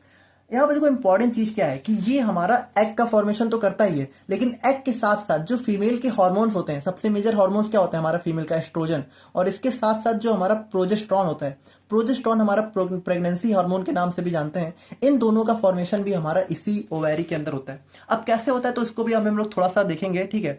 और अगर हम लोग बात करें तो inside ovary there are thousands of tiny sacs called follicles. देखो अब हम लोग यहाँ पे इस ओवेरी को थोड़ा सा डिटेल में जूम करके देखते हैं, मतलब इस ओवेरी को हम लोग थोड़ा जूम करके देखते हैं। तो यहाँ पे देखो ये ओवेरी ना हमारा जो है कुछ इस टाइप से हमें देखने को मिलती है। अब इस ओवेरी के अंदर होता क्या है, देखो इस ओवेरी के अंदर सबसे पहले तो हम लोगों ने देखा कि हमारा एग का फॉर्मेशन होता है। एग मतलब वही ओवा का फॉर्मेशन। तो ये ओवा का फॉर्मेशन कैसे होता है, ध्यान से देखना आप लोग। देखो ओवेरी के अंदर हमें सबसे पहली बात देखने को मिलता है हमारे कुछ फॉलिकल्स, जिनको हम लोग बोलते हैं सिंपली प्राइमरी फॉलिकल्स। तो होता क्या है कि देखो ओवेरी के अंदर जहाँ पे 28 डेज की साइकिल होती है, ठीक है। देखो इस 28 डेज की साइकिल में ही हमारा क्या होता है भाई, मेंस्ट्रुएशन होता है। और इसी 28 डेज मतलब देखो ये थोड़ा बहुत नंबर आगे पीछे हो जाता है, बट मान के चलते हैं एक एवरेज हमारा एक महीने के अंदर ही क्या होता है, हमारा हर एक महीने में हमारे फीमेल के अंदर नए एग का फॉर्मेशन होता है, ठीक है। तो होता क्या है कि इस एग का फॉर्मेशन या फिर कह सकते हैं इस ओवा का फॉर्मेशन इन फीमेल्स के अंदर होता कैसे, तो इसको अगर हम लोग थोड़ा समझना चाहें तो देखो होता क्या है कि फीमेल्स के अंदर जो हमारी ओवेरी है, इसके अंदर होते हैं हमारे कुछ प्राइमरी फॉलिकल्स। अब होता क्या है कि यही प्राइमरी फॉलिकल्स धीरे धीरे हमारे क्या होते हैं, धीरे धीरे हमारे डेवलप करते हैं, ठीक है। और डेवलपमेंट के बाद क्या होता है कि इनके अंदर कह सकते हो, इनके अंदर हमारा जो है एक हमारा प्राइमरी oocyte का फॉर्मेशन स्टार्ट हो जाता है। मतलब यहाँ पे कह सकते हो एक एग का फॉर्मेशन स्टार्ट हो जाता है। देखो एक चीज समझो, ये जो प्राइमरी फॉलिकल्स है ना, तो यही हमारे एग का फॉर्मेशन करते हैं, लेकिन ये सब नहीं करते हैं, बल्कि इनके अंदर ही ऐसे समझो कि मान लो ये हमारे बहुत सारे फॉलिकल्स हैं, ठीक है। ये हमारे बहुत सारे फॉलिकल्स हैं, और इन्हीं फॉलिकल्स में से कोई एक फॉलिकल क्या होता है हमारा मैच्योर हो जाता है, ठीक है। और बाकी फॉलिकल्स क्या होते हैं, इसी को यहाँ पे सराउंड करके रखते हैं। मतलब ये जो हमारा ये मैच्योर फॉलिकल है, और यही मैच्योर फॉलिकल आगे चल के क्या होता है हमारा ओवा या फिर एग में कन्वर्ट हो जाता है। मतलब अगर हम लोग एग की बात करते हैं, हमारा और कुछ नहीं बल्कि हमारे फीमेल्स के अंदर जो हमारे प्राइमरी फॉलिकल्स हैं, यही हमारा मैच्योर होकर एग के फॉर्म में कन्वर्ट होते हैं। तो होता क्या है, ध्यान से देखना। सबसे पहले क्या होता है, सबसे पहले इन प्राइमरी फॉलिकल्स से हमारा एग का मैच्योरेशन स्टार्ट हो जाता है, और मैच्योर होते होते क्या होता है कि एग जो है हमारा कुछ इस टाइप के स्ट्रक्चर में आ जाता है, ठीक है। अब होता क्या है, यहाँ पे देखो ये जो हमारा ये जो हमारा फॉलिकल्स है, ठीक है। तो ये फॉलिकल्स क्या होते हैं, ये हमारे यहाँ पे धीरे धीरे जब हमारा काफी अच्छे से डेवलपमेंट हो जाता है, तो ये हमारे यहाँ पे रप्चर हो जाते हैं। मतलब ये बीच से फट जाते हैं। मतलब इनके अंदर हमारा कह सकते हो कुछ ऐसा फ्लूइड होता है जो कि यहाँ पे रप्चर हो जाता है, बर्स्ट हो जाता है, ठीक है। जिसकी वजह से क्या होता है, ये जो हमारा अंदर वाला जो एग है ना, ये यहाँ पे इसके अंदर से हो जाता है रिलीज, ठीक है। और हमारा बचता क्या है, देखो बचता हमारा ये फॉलिकुलर कह सकते हो, हमारे फॉलिकल्स बच जाते हैं। लेकिन ये जो बच्चे वाले फॉलिकल्स होते हैं ना, इनको हम लोग बोलते हैं कॉर्पस हिमोरेजियम। ध्यान से सुनना, बहुत इंपॉर्टेंट चीज है, ठीक है। और यहाँ पे ये कॉर्पस हिमोरेजियम क्या होता है कि यही हमारा कुछ टाइम बाद ड्राई होके, मतलब सूख के हमारा कन्वर्ट हो जाता है कॉर्पस ल्यूटियम में। अब आप लोग ध्यान से सुनना, ये जो हमारे फॉलिकल्स हैं, ठीक है, तो ये सबसे पहली बात हमारे रिलीज करते हैं एस्ट्रोजन को, ठीक है, जो कि हमारा फीमेल्स का प्राइमरी सेक्स हार्मोन होता है। और ये जो कॉर्पस ल्यूटियम बना है ना, मतलब जब हमारा एग यहाँ पे रिलीज हो चुका है, ठीक है, मतलब ओवा यहाँ पे रिलीज हो चुका है इसके अंदर से, और जब ये हमारा जो बचा हुआ पार्ट है, ये हमारा कह सकते हो पहले कॉर्पस हिमोरेजियम, फिर उसके बाद सूख के कॉर्पस ल्यूटियम में कन्वर्ट हो गया। यही कॉर्पस ल्यूटियम हमारा क्या करते हैं, प्रोजेस्टेरॉन का फॉर्मेशन करते हैं, ठीक है, क्या, प्रोजेस्टेरॉन। और देखो यहाँ पे एक चीज समझो कि जो ओवा हमारा रिलीज होता है ना, तो एक चीज समझो कि हम लोग इसको ना ओवा नहीं बोलते, इसको हम लोग बोलते हैं सेकेंडरी oocyte। अब देखो क्यों बोलते हैं, क्यों हम लोग इसको डायरेक्टली ओवम नहीं बोलते हैं, तो इसको हम लोग यहाँ पे अभी थोड़ा सा अपने आगे देखेंगे। बाकी आप लोग सिंपली समझो कि देखो होता हुआ ही है, ठीक है, बस थोड़ा सा इसके अंदर कुछ चीजें मिसिंग होती हैं, इसीलिए हम लोग इसको सेकेंडरी oocyte बोलते हैं। बाकी सेकेंडरी oocyte का सिंपली मतलब समझ लो यही, हमारा जो एग है ना फीमेल का, इसी को हम लोग सेकेंडरी oocyte बोलते हैं, ठीक है। तो ये हमारा कुछ इस तरीके से रिलीज होता है। समझ गए आप लोग क्या हुआ? सबसे पहले हमारा फॉलिकल्स का मैच्योरेशन स्टार्ट हुआ। मैच्योर होते होते कोई एक फॉलिकल यहाँ पे मैच्योर ज्यादा हो गया और वो हमारे यहाँ पे सेकेंडरी oocyte के फॉर्म में कन्वर्ट हो गया। फिर हमारा क्या हुआ, जो हमारा सेकेंडरी oocyte था ये हमारे इसके अंदर से रिलीज हो गया, और जो बचा हुआ पार्ट था ये हमारा क्या हुआ, ये हमारा ड्राई होके फर्दर यहाँ पे कॉर्पस ल्यूटियम में कन्वर्ट हो गया, और यही कॉर्पस ल्यूटियम हमारे प्रोजेस्टेरॉन का फॉर्मेशन करते हैं, और ये जो हमारे फॉलिकल्स हैं ये हमारे यही मैच्योर होते होते हमारे एस्ट्रोजन का फॉर्मेशन करते हैं, ठीक है। तो इस तरीके से हम लोगों ने क्या देखा, हम लोगों ने देखा कि जो हमारा ओवैरिज है वो क्या क्या फॉर्म करती है, एग फॉर्म करती है हमारा, और हमारे जो फीमेल हार्मोन्स होते हैं, ठीक है। यानी कि अगर हम लोग यहाँ पे देखें तो यहाँ पे जो हमारा फॉलिकल्स है वो हमारा रिप्रोडक्टिव यानी कि एग के फॉर्मेशन में भी हेल्प करती है, और हार्मोनल यानी कि जो हमारे हार्मोन्स होते हैं उन दोनों में भी हमारा ये दोनों ही काम करती है, ठीक है। और उसके बाद ये हमारे लोकेटेड ऑन आइदर साइड, और यहाँ पे देखो सबसे इंपॉर्टेंट चीज यही है कि हमारा जो है फीमेल बॉडी में हमें 2 ओवैरिज देखने को मिलती है, ठीक है, दोनों साइड में।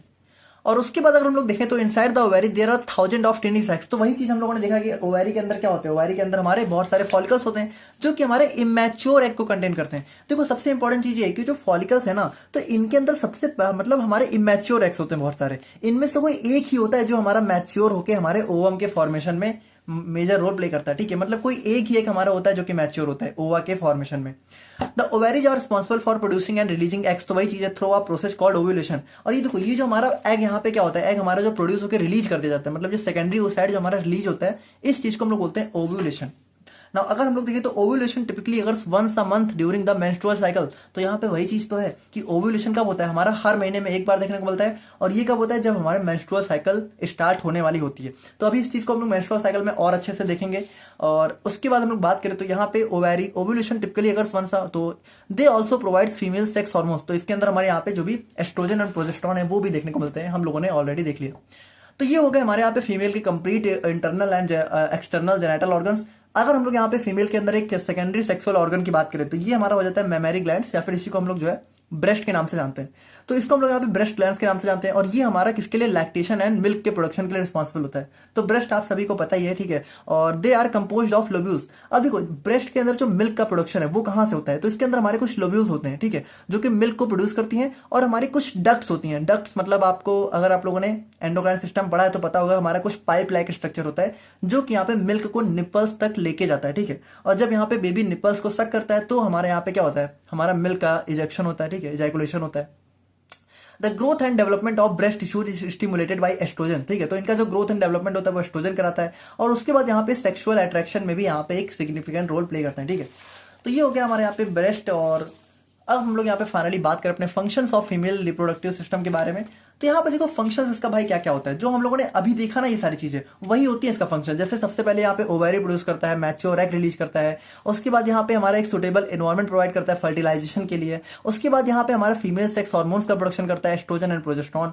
उसके बाद यहाँ पे जो हमारा कह सकते हो जाइगोट का इम्प्लांटेशन होता है, प्रीनेटल ग्रोथ होती है, वो सारी हमारी यूट्रस में होती है। उसके बाद यहाँ पे फर्टिलाइजेशन हमारा क्या होता है, फैलोपियन ट्यूब्स में होता है। उसके बाद यहाँ पे जो फीमेल रिप्रोडक्टिव सिस्टम है, ठीक है, तो इनके अंदर हमें क्या क्या देखने को मिलता है, देखो इनके अंदर हमारे कुछ स्ट्रक्चर होते हैं, जैसे हमारा क्लाइटोरिस हो गया, लेबिया हो गया, ठीक है, और वजाइना हो गया, और यूट्रस हो गया, जो कि यहाँ पे sexual arousal, pleaser and orgasm में, ठीक है। तो फीमेल्स का जो भी सेक्सुअल एक्साइटमेंट होता है, सेक्सुअल प्लीजर होता है, उनका जो ऑर्गेजम होता है, उसमें हमारा ये क्लाइटोरिस, लेबिया, वजाइना, ठीक है, ये सारे काफी मेजर रोल प्ले करते हैं। स्पेशली क्लाइटोरिस काफी सेंसिटिव एरिया होता है फीमेल्स में सेक्सुअल अराउजल एंड एक्साइटमेंट का। नाउ मेमरी ग्लैंड्स की बात करें तो यहाँ पे फीमेल्स में क्या करती हैं भाई, मिल्क का सिक्रेशन करती हैं आफ्टर पार्चुरेशन। सबसे इंपॉर्टेंट चीज यही है कि मिल्क का जो सिक्रेशन है ब्रेस्ट में, ये तभी होता है जब यहाँ पे बेबी का बर्थ होता है, ठीक है। उससे पहले यहाँ पे इनके अंदर कोई भी मिल्क का सिक्रेशन नहीं देखने को मिलता है, और उसके बाद यहाँ पे ये हमारे मेंस्ट्रुअल साइकिल के लिए भी रिस्पॉन्सिबल होते हैं। तो ये होते हैं हमारे यहाँ पे कुछ फीमेल रिप्रोडक्टिव सिस्टम के फंक्शंस। और ये था हमारे यहाँ पे कंप्लीट फीमेल रिप्रोडक्टिव सिस्टम का anatomy and physiology. I think कि आप लोगों को कोई भी यहाँ पे परेशानी नहीं होनी चाहिए, सारी चीजें आप लोग बहुत इजीली समझ गए होंगे। अब हम लोग यहाँ पे फाइनली बात करते हैं अपने मेल रिप्रोडक्टिव सिस्टम या फिर मेल रिप्रोडक्टिव सिस्टम के बारे में, ठीक है। तो अगर हम लोग यहाँ पे बात करें तो भाई जैसे हमारे फीमेल्स के अंदर भी कॉम्प्लेक्स नेटवर्क ऑफ ऑर्गन्स थे रिप्रोडक्शन के लिए, उसी तरीके से मेल्स के अंदर होते हैं। अब देखो मेल्स के अंदर क्या होता है भाई, फीमेल्स के अंदर जो हमारा मेन चीज था वो था हमारा ओवा फॉर्मेशन, और मेल्स के अंदर वही चीज हमारी हो जाती है स्पर्म का फॉर्मेशन, ठीक है। और मेल के अंदर यहाँ पे फीमेल्स के अंदर ओवा फॉर्मेशन कौन कर रहा था, हमारा ओवेरीज कर रही थी, है ना। तो ओवेरीज हमारी फीमेल्स की क्या होती है, मेजर सेक्सुअल ऑर्गन होती है, ठीक है, मेजर रिप्रोडक्टिव ऑर्गन होती है। उसी तरीके से जो मेल्स हैं उनके अंदर स्पर्म का प्रोडक्शन हमारे टेस्टिस कर रहे होते हैं, ठीक है। तो ये टेस्टिस हमारे क्या होते हैं, मेल्स के अंदर हमारे मेजर रिप्रोडक्टिव ऑर्गन्स होते हैं। तो अगर हम लोग यहाँ पे देखें तो मेल रिप्रोडक्टिव सिस्टम तो वही चीज है कि यहाँ पे इसके अंदर हमें कॉम्प्लेक्स नेटवर्क ऑफ स्ट्रक्चर देखने को मिलता है ऑर्गन्स का, ठीक है।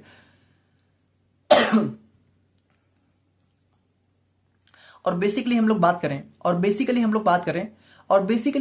तो ये किसके लिए रिस्पॉन्सिबल होते हैं, for producing, storing and delivering sperm. तो यहाँ पे देखो इनका मेन काम क्या होता है, पहली बात स्पर्म का प्रोडक्शन, उसके बाद स्पर्म का स्टोरेज, ठीक है, प्रोड्यूस होने के बाद ये स्पर्म को स्टोर भी करते हैं, और थर्ड यहाँ पे स्पर्म का डिलीवरी कहाँ, हमारे फीमेल एग में, तो फॉर द फर्टिलाइजेशन। तो यहाँ पे देखो जो हमारा ओवा का फर्टिलाइजेशन होता है, फिर एग का फर्टिलाइजेशन होता है, वो कौन करता है, स्पर्म होता है। और ये कब होता है, जब स्पर्म यहाँ पे फीमेल्स के कह सकते हो हमारे रिप्रोडक्टिव सिस्टम में डिलीवर किया जाता है, और ये डिलीवर कौन करता है, वो हमारा पेनिस करता है। वो सारी चीजें अभी हम लोग काफी अच्छे से देखेंगे। तो फीमेल्स की तरह हम लोग मेल रिप्रोडक्टिव सिस्टम को भी दो पार्ट में क्लासिफाई कर सकते हैं, पहला हो गया एक्सटर्नल, दूसरा हो गया इंटरनल। तो इंटरनल में हम लोग बात करें तो हमारा अच्छा ये थोड़ा सा उल्टा हो गया, देखो यहाँ पे एक्सटर्नल यहाँ हो जाएगा, इंटरनल यहाँ हो जाएगा, तो इसको हम लोग यहाँ पे सही कर देंगे, ठीक है।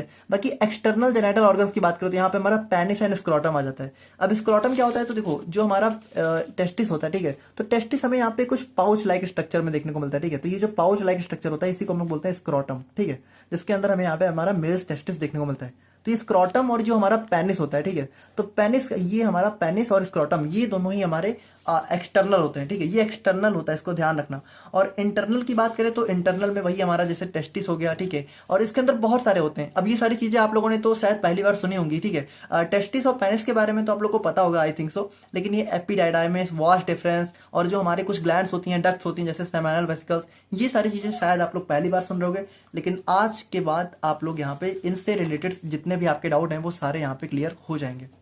तो सबसे पहले हम लोग बात करते हैं अपने इंटरनल जेनाइटल ऑर्गन्स के बारे में, ठीक है। तो इसमें हम लोग सबसे पहले अपने इंटरनल को ही देखेंगे, जिसके अंदर हमारा क्या क्या आ जाता है। देखो जिसके अंदर सबसे पहले हमारा टेस्टिस आ जाता है, फिर हमारा एपिडाइडाइमिस आ जाता है, फिर हमारा वास डिफरेंस आ जाता है, फिर हमारी कुछ एसेसरी ग्लैंड्स आ जाती हैं जैसे हमारा seminal vesicles, prostate glands, Cowper's glands and ejaculatory duct. ये सारे हमारे क्या होते हैं, ये सारे हमारे कुछ एसेसरी यानी कि सहायक ग्रंथियां होती हैं। तो सबसे पहले हम लोग यहाँ पे टेस्टिस के बारे में ही बात करते हैं। अब देखो टेस्टिस को हम लोग यहाँ पे बहुत अच्छे से देखेंगे, ठीक है, और ये हमारा यहाँ पे सबसे मेजर मेल रिप्रोडक्टिव ऑर्गन होता है। तो बात करें हम लोग यहाँ पे अपने टेस्टिस के बारे में। अब देखो ये सारा फिगर देख के आप लोग परेशान में, तो बहुत सिंपल है, अभी हम लोग जब देखेंगे इसको तो आप लोग सब समझ जाओगे, ठीक है। बाकी हम लोग देखें तो टेस्टिस हमारा प्राइमरी मेल रिप्रोडक्टिव ऑर्गन होता है, जो कि हमारा कहाँ होता है, स्क्रोटम के अंदर, अ pouch of skin situated outside of body. सबसे इंपॉर्टेंट चीज यही है कि देखो जो हमारा टेस्टिस है, पहली बात ये हमारा मेल्स में आउटसाइड ऑफ बॉडी देखने को मिलता है, और कहाँ पे हमारा जो है एक स्क्रोटल सैक्टिक है, ये हमारा स्क्रोटम होता है। तो इस स्क्रोटम के अंदर ही हमारा टेस्टिस देखने को मिलता है, और हमारे मेल बॉडी में जो है 2 टेस्टिस देखने को मिलते हैं ना। उसके बाद हम लोग बात करें तो यहाँ पे देखो they are present in a pair, तो ये हमारे पेयर में होते हैं। They are oval shaped organ responsible for both sperm production and hormone secretion. और देखो बिल्कुल ओवम की तरह ही, ठीक है, ओवेरिज की तरह ही जो हमारे टेस्टिस होते हैं, ठीक है, ये भी हमारे क्या होते हैं, हमारे स्पर्म प्रोडक्शन और यहाँ पे हार्मोन सिक्रेशन, यानी मेल का जो टेस्टोस्टेरोन हार्मोन होता है उसको भी यहाँ पे यही सिक्रेट करते हैं। अब देखो वैसे हम लोग इसको सर्कल में बना देते हैं, लेकिन ये हमारा थोड़ा सा ओवल शेप में इस तरीके से देखने को मिलते हैं, ठीक है। तो अभी हम लोग यहाँ पे इनका काफी डिटेल स्ट्रक्चर देखेंगे। बाकी हम लोग देखें तो बात करें तो spermatogenesis require 2 to 3 degree less temperature than body temperature, that's why testis lies outside of body. अब यहाँ पे देखो होता क्या है कि जो हमारा स्पर्म प्रोडक्शन है, ठीक है, या फिर स्पर्मेटोजेनेसिस, देखो स्पर्मेटोजेनेसिस का मतलब होता है स्पर्म का फॉर्मेशन, जेनेसिस मतलब फॉर्मेशन। उसके लिए हमें 2 से 3 डिग्री लेस टेम्परेचर चाहिए होता है। इसीलिए जो हमारा क्या होता है भाई, ये जो हमारा कह सकते हो टेस्टिस है, ये बॉडी से बाहर होते क्यों है, ये इसलिए होते हैं क्योंकि हमें जो है 2 से 3 degree less temperature, body temperature कितना होता है 37 डिग्री सेल्सियस, और हमें स्पर्म फॉर्मेशन के लिए लगभग जो है 34 डिग्री सेल्सियस टेम्परेचर चाहिए होता है। इसीलिए हमारा क्या होता है, जो हमारे स्पर्म होते हैं, ठीक है, सॉरी टेस्टिस होते हैं, ये बॉडी से बाहर देखने को मिलते हैं। और each testis contains about 200 to 300 compartment called lobules. अब यहाँ पे ध्यान से देखो, जैसे ये जो हमारा टेस्टिस है ना, इसको अगर हम लोग थोड़ा सा डिटेल जूम करके बनाए ना, जैसे इसको जूम करके बनाए, तो देखो इसके अंदर हमें कुछ कंपार्टमेंट देखने को मिलते हैं। जैसे एक ये कंपार्टमेंट, ठीक है, ये हमारा हो गया, ये हमारा हो गया, ठीक है, ये हमारा हो गया। देखो इस तरीके से, देखो हम लोगों ने यहाँ पे कितना बनाया 4, तो हम लोग ज्यादा बना नहीं सकते, लेकिन इस तरीके से कम से कम हमारे 200 से 300 कंपार्टमेंट इस तरीके से देखने को मिलते हैं। और इनको हम लोग क्या बोलते हैं, इनको हम लोग बोलते हैं लोब्यूल्स। और अब ध्यान से सुनना, और इन हर लोब्यूल के अंदर, मतलब इस इन and each lobule contains about 1 to 3 seminiferous tubule. अब यहाँ पे होता क्या है कि ये जो हमारे लोब्यूल्स होते हैं ना, तो इन हर लोब्यूल के अंदर हमें क्या होता है, हमारे यहाँ पे कुछ 1 से लेके 3 तक वेरी कर सकते हैं, ठीक है। हो सकता है 1 हो सकता है 2 हो सकता है 3 हो। तो इस तरीके से आप लोग ध्यान से देखो, देखो इसको हम लोग ऐसे बना देते हैं, वैसे ये बिल्कुल ऐसा भी नहीं होता है, लेकिन हम लोग ऐसे दिखा देते हैं, ठीक है। तो इस तरीके से हमारे हर कंपार्टमेंट जो है 1 से लेके 2 या फिर 1 से लेके 3 तक हमारे इस तरीके से क्या होते हैं, हमारे यहाँ पे सेमिनिफोरस ट्यूब्यूल्स देखने को मिलते हैं। तो हम लोगों ने क्या देखा कि हमारे टेस्टिस के अंदर लोब्यूल्स कितने होते हैं, 200 से 300, और हर लोब्यूल के अंदर हमारे ट्यूब्यूल्स कितने होते हैं, 1 से 3। तो अगर हम लोग टोटल बात करें तो एक टेस्टिस में टोटल कितने सेमिनिफोरस ट्यूब्यूल्स हो सकते हैं, तो देखो मैक्सिमम हमारे कितने हो सकते हैं, 300 इंटू 3 यानी कि 900 मैक्सिमम, और 200 इंटू यानी कि 200 मिनिमम, और 900 मैक्सिमम हमारे सेमिनिफोरस ट्यूब्यूल्स देखने को मिल सकते हैं। नाउ अगर हम लोग देखें तो seminiferous tubules contains germ cells, Sertoli cells and Leydig cells in the interstitial space and primary site of spermatogenesis. देखो आप लोग यहाँ पे ध्यान से सुनना, ठीक है, कि अगर हम लोग यहाँ पे अपने इस जो हमारा यहाँ पे हमारे जो लोब्यूल्स है ना, तो अगर हम लोग यहाँ पे इनको थोड़ा सा, मतलब देखो ये जो हमारा सेमिनिफोरस ट्यूब्यूल है, ध्यान से सुनना, देखो ये हो गया लोब्यूल ऊपर वाला पार्ट, और ये जो अंदर वाला पार्ट है ना, ये अगर इसको हम लोग थोड़ा सा जूम करके देखें ना, इसको थोड़ा जूम करके देखें, तो ये हमारा यहाँ पे कुछ इस टाइप से देखने को मिलता है, ठीक है। मतलब ये हमारा जो है देखो ये होता है हमारा इसका स्ट्रक्चर, ठीक है। जूम करके अगर हम लोग देखें इस सेमिनिफोरस ट्यूब्यूल को, तो ये हमारा कुछ इस टाइप से देखने को मिलता है। अब यहाँ पे अगर हम लोग देखें तो यहाँ पे आप लोगों को क्या क्या देखने को मिल रहा है, देखो यहाँ पे आप लोगों को ये जो रेड कलर वाला दिख रहा है, तो इस सेल्स को हम लोग बोलते हैं सर्टोली सेल्स। ध्यान से सुनना, ठीक है, ये रेड कलर वाली होती है हमारी सर्टोली सेल्स, और यहाँ पे इसके बगल में आप लोग को जो ये सारी सेल्स दिख रही हैं, इनको हम लोग बोलते हैं यहाँ पे जर्म सेल्स। और देखो इन दोनों के बीच में, यानी इंटरस्टिशियल स्पेस में, यानी कह सकते हो ये जो हमारा सेमिनिफेरस ट्यूब्यूल्स है, इनके बीच में जो स्पेस है ना, इन यहाँ पे हमें हमारी कुछ देखने को मिलती है हमारी लेडिंग सेल्स। अब ध्यान से सुनना, इन तीनों का काम क्या क्या होता है। ये जो लेडिंग सेल्स हैं, ये हमारा बनाती है क्या, टेस्टोस्टेरोन, ठीक है, जो हमारा मेल हार्मोन होता है टेस्टोस्टेरोन, वो हमारा बनाती है लेडिंग सेल्स। और उसके बाद यहाँ पे देखो ये जो हमारी जर्म सेल्स दिख रही हैं, जर्म सेल्स, यही बनाती है हमारा, क्या बनाती है, स्पर्म, ठीक है। तो स्पर्म का फॉर्मेशन कौन करता है, हमारा जर्म सेल्स। देखो फीमेल्स में स्पर्म का फॉर्मेशन कौन करता है, हमारे फॉलिकल्स करते हैं, और फीमेल्स में कौन करता है, हमारी जर्म सेल्स। और ये जो आप लोग को सर्टोली सेल्स दिख रही है, सर्टोली, ये क्या करते हैं, ये हमारे स्पर्म को जो है नरिशमेंट देने का काम करती है, ठीक है। मतलब स्पर्म को नरिशमेंट कौन देता है, हमारा सर्टोली सेल्स। तो यहाँ पे देखो कुछ इस तरीके से क्या होता है, हमारे टेस्टिस के अंदर स्पर्म का फॉर्मेशन होता है। तो अगर हम लोग डिटेल में बात करें तो टेस्टिस के अंदर स्पर्म का फॉर्मेशन कौन करता है, हमारा जर्म सेल्स। और ये जर्म सेल्स कहाँ देखने को मिलती हैं, हमारे इन सेमिनिफोरस ट्यूब्यूल्स में। और ये सेमिनिफोरस ट्यूब्यूल्स कहाँ देखने को मिलते हैं, हमारे इन लोब्यूल्स में। और लोब्यूल्स कहाँ होता है, हमारे टेस्टिस में। तो ओवरऑल हमारा क्या होता है, टेस्टिस के अंदर ही हमारा स्पर्म का फॉर्मेशन होता है। नाउ सेमिनिफोरस ट्यूब्यूल्स कंटेन, तो वही चीज़ है जर्म सेल्स, जो कि हमारे क्या होते हैं, और ये हमारा प्राइमरी साइड होता है स्पर्मेटोजेनेसिस का। तो वही चीज़ है, स्पर्म का प्रोडक्शन हमारा यही होता है, इसीलिए इसको हम लोग प्राइमरी साइड बोलते हैं स्पर्मेटोजेनेसिस का, ठीक है। तो हमारे यहाँ पे टेस्टिस जो है हमें कुछ इस तरीके से देखने को मिलता है। और ये हो गया इसका जूम स्ट्रक्चर, ठीक है। तो इसमें आप लोग समझ गए होंगे सारी चीज़ें, जैसे ये हमारा लोब्यूल हो गया, ये हमारा सेमिनिफेरस ट्यूब्यूल हो गया।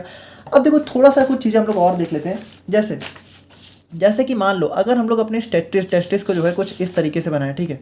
इस तरीके से अगर हम लोग अपने टेस्टिस को थोड़ा बनाएं, तो यहाँ पे हम लोगों ने क्या देखा, यहाँ पे सबसे पहले हम लोगों ने देखा कि हमारे होते हैं कुछ सेमिनिफेरस लोब्यूल्स, है ना। ये हम लोगों ने लोब्यूल्स दिखा दिए।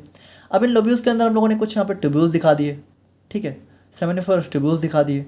अब यहाँ पे होता क्या है कि देखो यहाँ पे जो टेस्टिस है ना, तो यहाँ पे देखो ये सारी चीज़ें कंबाइंड फॉर्म में हमारी जो है एक कह सकते हो एक थोड़ा सा एक इस तरीके से गुच्छे नुमा, ठीक है। मतलब कह सकते हो ये हमारी जो है स्पाइरल शेप में यहाँ पे कन्वर्ट हो जाती हैं। और इनको हम लोग यहाँ पे क्या बोलते हैं, ध्यान से देखना, जैसे ये हमारा क्या हुआ, ये हमारा जो है हेलिकल शेप में, ठीक है। मतलब एक हेलिक्स के फॉर्म में यहाँ पे ये हमारे कुछ इस तरीके से निकलती हैं। और इस पार्ट को हम लोग बोलते हैं हमारा एपिडाइडाइमिस। बहुत ध्यान से सुनना, ठीक है। ये हमारा हो जाता है एपिडाइडाइमिस। मतलब ये क्या होता है, देखो ये हमारा एक हिसाब से देखा जाए तो ये हमारा कुछ नहीं है, हमारा इस टाइप का एक पाइप टाइप का ही स्ट्रक्चर है। लेकिन ये क्या हुआ, ये आपस में फोल्ड्स हो गए, ठीक है। मतलब ये आपस में जो है काफ़ी एक हेलिक्स के फॉर्म में इस तरीके से कन्वर्ट हो जाते हैं। तो ये देखो ये हमारा कुछ इस तरीके से हो जाता है। तो इसको हम लोग बोलते हैं, इस पार्ट को हम लोग बोलते हैं एपिडाइडाइमिस, ठीक है। तो यहाँ पे जैसे हमारा हेड हो गया, ये बॉडी हो गया, टेल हो गया। और यहाँ पे हम लोग क्या करें, देखो हम लोगों ने क्या देखा कि ये जो हमारा एपिडाइडाइमिस है, यही हमारा आगे चल के और एकदम स्ट्रेट हो जाता है, ठीक है। और स्ट्रेट हमारा फॉर्म में इस तरीके से बाहर निकल जाता है, ठीक है। ठीक है ये। और इस पार्ट को हम लोग क्या बोलते हैं, इस पार्ट को हम लोग बोलते हैं हमारे यहाँ पे वास डिफरेंस, ठीक है, वास डिफरेंस। अभी देखो अभी हम लोग इसका रोल बहुत अच्छे से देख रहे हैं, बट आप लोग यहाँ पे समझ गए ना कि यहाँ पे क्या होता है, ये जो टेस्टिस है ना, तो इसी के अंदर ये सारे जो हमारे ट्यूब्यूल्स होते हैं ये हमारे कंबाइंड फॉर्म में कन्वर्ट हो जाता है हमारे किसमें, हमारे एपिडायडाइमिस में, और यही एपिडायडाइमिस हमारा आगे चल के यहाँ पे कन्वर्ट हो जाता है हमारा वास डिफरेंस में। तो ये टोटल स्ट्रक्चर हमारा टेस्टिस के अंदर देखने को मिलता है, ठीक है। और अब हम लोग यहाँ पे बात करेंगे अपने इसी जो है एपिडायडाइमिस और वास डिफरेंस के बारे में। तो बात करें हम लोग यहाँ पे अपने एपिडायडाइमिस के बारे में, ठीक है। तो ये एपिडायडाइमिस आखिर होता क्या है, तो यहाँ पे आप लोग ध्यान से देखना, the epididymis is a coiled tubeless structure located in the posterior side of each testis in male reproductive system. तो देखो हम लोगों ने यही चीज़ तो देखी कि ये हमारा क्या होता है भाई, ये हमारा जो है टेस्टिस जो है इनसे हमारा यहाँ पे कॉइल्ड, यानी कि देखो ये कॉइल टाइप का स्ट्रक्चर देखने को मिलता है, इसको हम लोग बोलते हैं एपिडायडाइमिस, ठीक है। और ये हमारा साइट होता है स्पर्म मैच्योरेशन। बहुत इंपॉर्टेंट चीज है, ध्यान से सुनना। स्पर्म का प्रोडक्शन कहाँ हुआ, हमारे इन कह सकते हो सेमिनिफरस ट्यूब्यूल्स की जर्म सेल्स में, है ना। लेकिन यहाँ पे देखो स्पर्म का प्रोडक्शन तो यहीं पे होता है, लेकिन इसके बाद जो हमारा स्पर्म का मैच्योरेशन होता है, मतलब जो स्पर्म मैच्योर होता है, तो मैच्योर होने का काम हमारा कहाँ होता है, हमारे इसी एपिडायडाइमिस में। और यहीं पे क्या होता है, यहीं पे हमारे स्पर्म का मैच्योरेशन होता है और यहीं पे इसका स्टोरेज भी होता है। मतलब हमारी ह्यूमन बॉडी में, ठीक है, मेल बॉडी में जितना भी स्पर्म का प्रोडक्शन है वो हमारा इसी के अंदर, सॉरी स्टोरेज है, स्टोरेज मतलब समझ रहे हो ना कि बनने के बाद स्पर्म स्टोर कहाँ हो रहा है, तो स्टोर हमारे इस एपिडायडाइमिस में होता है। तो इसलिए हमारा एक बहुत इंपॉर्टेंट पार्ट हो जाता है, ठीक है। और देखो स्पर्म मैच्योरेशन का मतलब क्या होता है, स्पर्म मैच्योरेशन का मतलब होता है gaining of ability to swim. देखो अगर आप लोगों को थोड़ा बहुत पता हो तो स्पर्म का स्ट्रक्चर हमारा थोड़ा कुछ इस टाइप का देखने को मिलता है, ठीक है। तो ये क्या होता है, इसके अंदर ना स्विम करने की एबिलिटी होती है। तो वो एबिलिटी यहाँ पे इसको कहाँ मिलती है, हमारे इसी कह सकते हो एपिडायडाइमिस में। देखो ये स्विम करने की एबिलिटी की वजह से ही क्या होता है, जब ये फीमेल रिप्रोडक्टिव सिस्टम में मतलब एंटर करता है तो ये स्विम करके ही हमारा कहाँ पहुँचता है, हमारा ओवा के पास, ठीक है, और उसको फर्टिलाइज करता है ना। उसके बाद अगर हम लोग देखें तो ये हमारा जो है, और ये जो हमारी मैच्योरेशन की प्रोसेस है, मतलब जो स्पर्म मैच्योर होने में कितना टाइम लगाता है, तो हमें लगभग यहाँ पे 2 से 4 हफ्ते लगते हैं स्पर्म को मैच्योर होने में। और उसके बाद अगर हम लोग बात करें तो इट ऑल्सो स्टोर, तो वही चीज़ है कि मैच्योरेशन के बाद हमारा स्पर्म भी करता है अंटिल इजैकुलेशन। तो जब तक यहाँ पे स्पर्म हमारे मेल बॉडी से बाहर नहीं होता है, ठीक है, और मेल बॉडी से स्पर्म के बाहर आने की प्रोसेस को हम लोग इजैकुलेशन बोलते हैं, ठीक है। तो इजैकुलेशन जब तक नहीं होता है तब तक हमारा स्पर्म इसी एपिडायडाइमिस में स्टोर देखने को मिलता है। और यही एपिडायडाइमिस हमारा फर्दर जो है कंटिन्यू हो जाता है वास डिफरेंस के फॉर्म में, ठीक है। तो यही हमारा क्या होता है, यही हमारा आगे चल के इस तरीके से वास्ट डिफरेंस के फॉर्म में कंटिन्यू हो जाता है। अब ये वास्ट डिफरेंस क्या होता है, तो इसको हम लोग यहाँ पे पहली बार डक्टस डिफरेंस के नाम से भी जानते हैं, और ये भी हमारा एक क्रूशियल पार्ट होता है। उसके बाद हम लोग बात करते हैं, ये हमारी एक मस्कुलर ट्यूब होती है जो कि क्या करती है, transport sperm from epididymis to ejaculatory duct. अच्छा देखो अब हम लोग यहाँ पे एक बहुत ही इंपॉर्टेंट चीज़ यहाँ पे देखने जा रहे हैं, ठीक है। और आप लोग को यहाँ पे बहुत ही ज़्यादा ध्यान से चीज़ों को देखना है ताकि आप लोग सभी चीज़ें अच्छे से समझ पाओ। देखो ध्यान से समझना, बहुत इंपॉर्टेंट पार्ट है। अगर ये समझ गए ना तो पूरा मेल रिप्रोडक्टिव सिस्टम आप लोग समझ जाओगे, इसमें कुछ रखा ही नहीं है। देखो होता क्या है, देखो ये हो गया हमारे यहाँ पे टेस्टिस, ठीक है, और ये हो गई टेस्टिस से हमारी निकलती हुई एपिडायडाइमिस, और ये हो गया हमारा एपिडायडाइमिस से निकलता हुआ वास्ट डिफरेंस। अब होता क्या है, ध्यान से सुनना। देखो यहाँ पे हमारा बना स्पर्म इसके अंदर, ठीक है, टेस्टिस के अंदर बनने के बाद ये हमारा मैच्योर होने के लिए गया एपिडायडाइमिस में। मैच्योर होने के बाद क्या होता है कि जब भी हमारा स्पर्म का इजैकुलेशन होने वाला होता है, समझ लो, जब हमारा स्पर्म हमारी बॉडी से बाहर निकलना होता है तो क्या क्या होता है वो इवेंट्स अगर हम लोग देखें तो सबसे पहले क्या होता है, बाहर निकलने के लिए जो हमारा स्पर्म है ये हमारा जाता है एपिडायडाइमिस से हमारे इस वास्ट डिफरेंस के अंदर, ठीक है। तो मान लो ये हमारा स्पर्म था, ठीक है, और ये हमारे यहाँ पे इस वास्ट डिफरेंस से होता हुआ यहाँ पे गया। अब होता क्या है, देखो इस वास्ट डिफरेंस से हमारी यहाँ पे एक कह सकते हो ग्लैंड या फिर कह सकते हो हमारी डक्ट्स ज्वाइन होती है, जिसको हम लोग बोलते हैं सेमाइनल वेसिकल्स या फिर सेमाइनल ग्लैंड्स, ठीक है। तो होता क्या है कि देखो ये हमारा जो है कुछ यहाँ पे इस तरीके से देखने को मिलती हैं। तो देखो ये हमारा स्पर्म इसके अंदर से जा रहा है, ठीक है, जा रहा है, और यहाँ पे देखो ये हमारा हो गया स्पर्म यहाँ तक आया। तो होता क्या है कि यहाँ पे ये जो सेमाइनल वेसिकल्स है ना, तो ये स्पर्म जब यहाँ पे पहुँचता है तो इनके साथ साथ यहाँ पे सेमाइनल वेसिकल्स क्या करती हैं, हमारी कुछ रिलीज कर देती हैं हमारे सेमाइनल फ्लूइड को, क्या करती हैं, हमारे सेमाइनल फ्लूइड को रिलीज कर देती हैं। अब ये होता है कि ये जो सेमाइनल फ्लूइड है ना, ये हमारा इसी स्पर्म के साथ कंबाइन हो जाता है, और कंबाइन होने के बाद देखो ये हमारा एक कॉमन, अब देखो जब हमारा ये सेमाइनल वेसिकल्स और कह सकते हो हमारी सेमाइनल फ्लूइड से निकला हुआ जो दोनों लिक्विड पार्ट है, ये दोनों जब कंबाइन होकर जिस कह सकते हो जिस पाइप से या फिर जिस डक्ट से जाते हैं, इस डक्ट को हम लोग बोलते हैं इजैकुलेटरी डक्ट। इजैकुलेटरी डक्ट क्या होती है, हमारी वो डक्ट जहाँ पे हमारा जो है सेमाइनल वेसिकल्स और हमारे कह सकते हो वास्ट डिफरेंस दोनों कंबाइन हो जाते हैं, इस डक्ट को हम लोग बोलते हैं इजैकुलेटरी डक्ट। और इजैकुलेटरी डक्ट में हम लोग देखें तो मेनली क्या क्या होगा, हमारा स्पर्म होगा, स्पर्म कहाँ से आया, हमारा इस वास्ट डिफरेंस से, और हमारा क्या होगा सेमाइनल फ्लूइड जो कि हमारा आया सेमाइनल वेसिकल से। अब होता क्या है, ध्यान से सुनना, अब ये जो हमारा सेमाइनल फ्लूइड और हमारा स्पर्म होता है ये हमारे इंटर करते हैं कहाँ, हमारे यूरेथ्रा में। देखो ये हो जाता है हमारा यूरिनरी ब्लैडर, ठीक है, और यहाँ पे आ जाता है हमारा यूरेथ्रा। यूरेथ्रा मतलब वही पाइप जहाँ से हमारा यूरिन डिस्चार्ज होता है। तो एक चीज़ आप लोग को पता होनी चाहिए, नहीं पता है तो भी जान लो और पता है तो भी अच्छी बात है, कि यहाँ पे जो हमारा स्पर्म होता है, ठीक है, तो हमारा कह सकते हो स्पर्म, हम लोग इसको वैसे तो स्पर्म बोल देते हैं, वैसे ये हमारा सीमेन होता है, ठीक है। अभी हम लोग देख रहे हैं सीमेन क्या होता है। तो देखो ये जो हमारा सीमेन का डिस्चार्ज होता है, ठीक है, सीमेन डिस्चार्ज होता है, और जो हमारा यूरिन डिस्चार्ज होता है, ठीक है, इन दोनों का जो हमारा कह सकते हो पाथवे होता है वो मेल में सेम ही होता है। मतलब मेल में यूरेथ्रा के ही थ्रू हमारा यहाँ पे पेनिस का भी यूरिन का भी डिस्चार्ज होता है, ठीक है, और इसी यूरेथ्रा के थ्रू हमारा सीमेन का भी डिस्चार्ज होता है। जबकि फीमेल में दोनों चीज़ें अलग होती हैं। फीमेल में मतलब कि यहाँ पे फीमेल में वैसे कोई डिस्चार्ज वगैरह इतना नहीं होता है, लेकिन यहाँ पे फीमेल में यूरेथ्रा का मार्ग अलग होता है, ठीक है, और कह सकते हो हमारा जो वजाइना है उसका यहाँ पे रूट अलग होता है, ठीक है। तो ये इंपॉर्टेंट चीज़ है। तो यहाँ पे देखो होता क्या है कि जैसे यहाँ पे हुआ क्या कि यहाँ पे हमारा जैसे ये जो कह सकते हो सेमाइनल फ्लूइड था और जो हमारा स्पर्म था, ये दोनों जब यहाँ पे आए तो अब यहाँ पे हमारे यूरेथ्रा के पास में हमारे कुछ और ग्लैंड्स देखने को मिलती हैं जिसको हम लोग बोलते हैं प्रोस्टेट ग्लैंड्स। ध्यान से सुनना, ठीक है। अब ये प्रोस्टेट ग्लैंड्स क्या करती हैं, अब ये प्रोस्टेट ग्लैंड्स हमारा यहाँ पे और एक फ्लूइड सेक्रेट कर देती हैं जिसको हम लोग बोलते हैं प्रोस्टेटिक फ्लूइड। क्या बोल देते हैं, प्रोस्टेटिक फ्लूइड।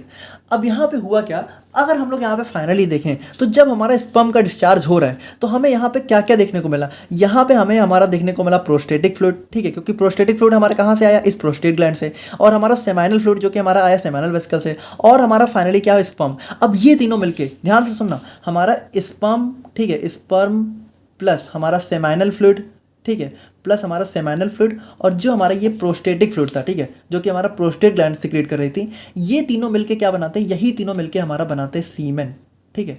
क्या बनाते हैं, सीमेन, जिसमें से देखो अगर हम लोग बात करें तो 10% सीमेन में हमारा स्पर्म होता है, और हमारा 60 to 70% हमारा यहाँ पे सेमाइनल फ्लूइड होता है, और 20 से 30% हमारा प्रोस्टेटिक फ्लूइड होता है, ठीक है। और थोड़ा सा कह सकते हो उसके बाद अगर हम लोग और भी आगे देखें तो यहाँ पे हमारी जो है मेल जो पेनिस होता है इसके जस्ट ऊपर हमें यहाँ पे कुछ कॉपर्स ग्लैंड भी देखने को मिलती हैं, ये भी हमारा कह सकते हो थोड़ा बहुत सिक्रेशन कर देती हैं, ठीक है। तो ये सारी चीज़ें मिला के ही हमारा सीमेन बनाती हैं, सीमेन, ठीक है, और यही होता है हमारा यहाँ पे सीमेन का कह सकते हो कंपोजिशन। तो आई होप कि आप लोग थोड़ा बहुत यहाँ पे चीज़ें समझे होगे। अब हम लोग यहाँ पे चीज़ों को देखते हैं, जैसे वास्ट डिफरेंस यहाँ पे क्या था, देखो it serves as a temporary, sorry यहाँ पे अगर हम लोग देखें तो it is a muscular tube that transport sperm from epididymis to the ejaculatory duct. तो यहाँ पे देखो क्या करता है, ये हमारा जो स्पर्म है इसको यहाँ पे हमारे वास्ट डिफरेंस से कहाँ ट्रैवल करता है, हमारे यहाँ पे इजैकुलेटरी डक्ट में, ठीक है। मतलब अगर हम लोग सिंपली बोले तो एपिडाइडाइमिस से यहाँ पे हमारा इजैकुलेटरी डक्ट में स्पर्म को ट्रैवल कौन करवाता है, हमारा यही वास्ट डिफरेंस, ठीक है, यही लेके जाता है कहाँ, एपिडाइडाइमिस से इजैकुलेटरी डक्ट में। और यहाँ पे ये टेम्परेरी स्टोरेज साइट, तो देखो टेम्परेरी स्टोरेज साइट से मतलब यही है कि जब भी इजैकुलेशन होना होता है तो इजैकुलेशन होने से पहले स्पर्म कुछ देर के लिए हमारा इसी वास्ट डिफरेंस में देखने को मिलता है।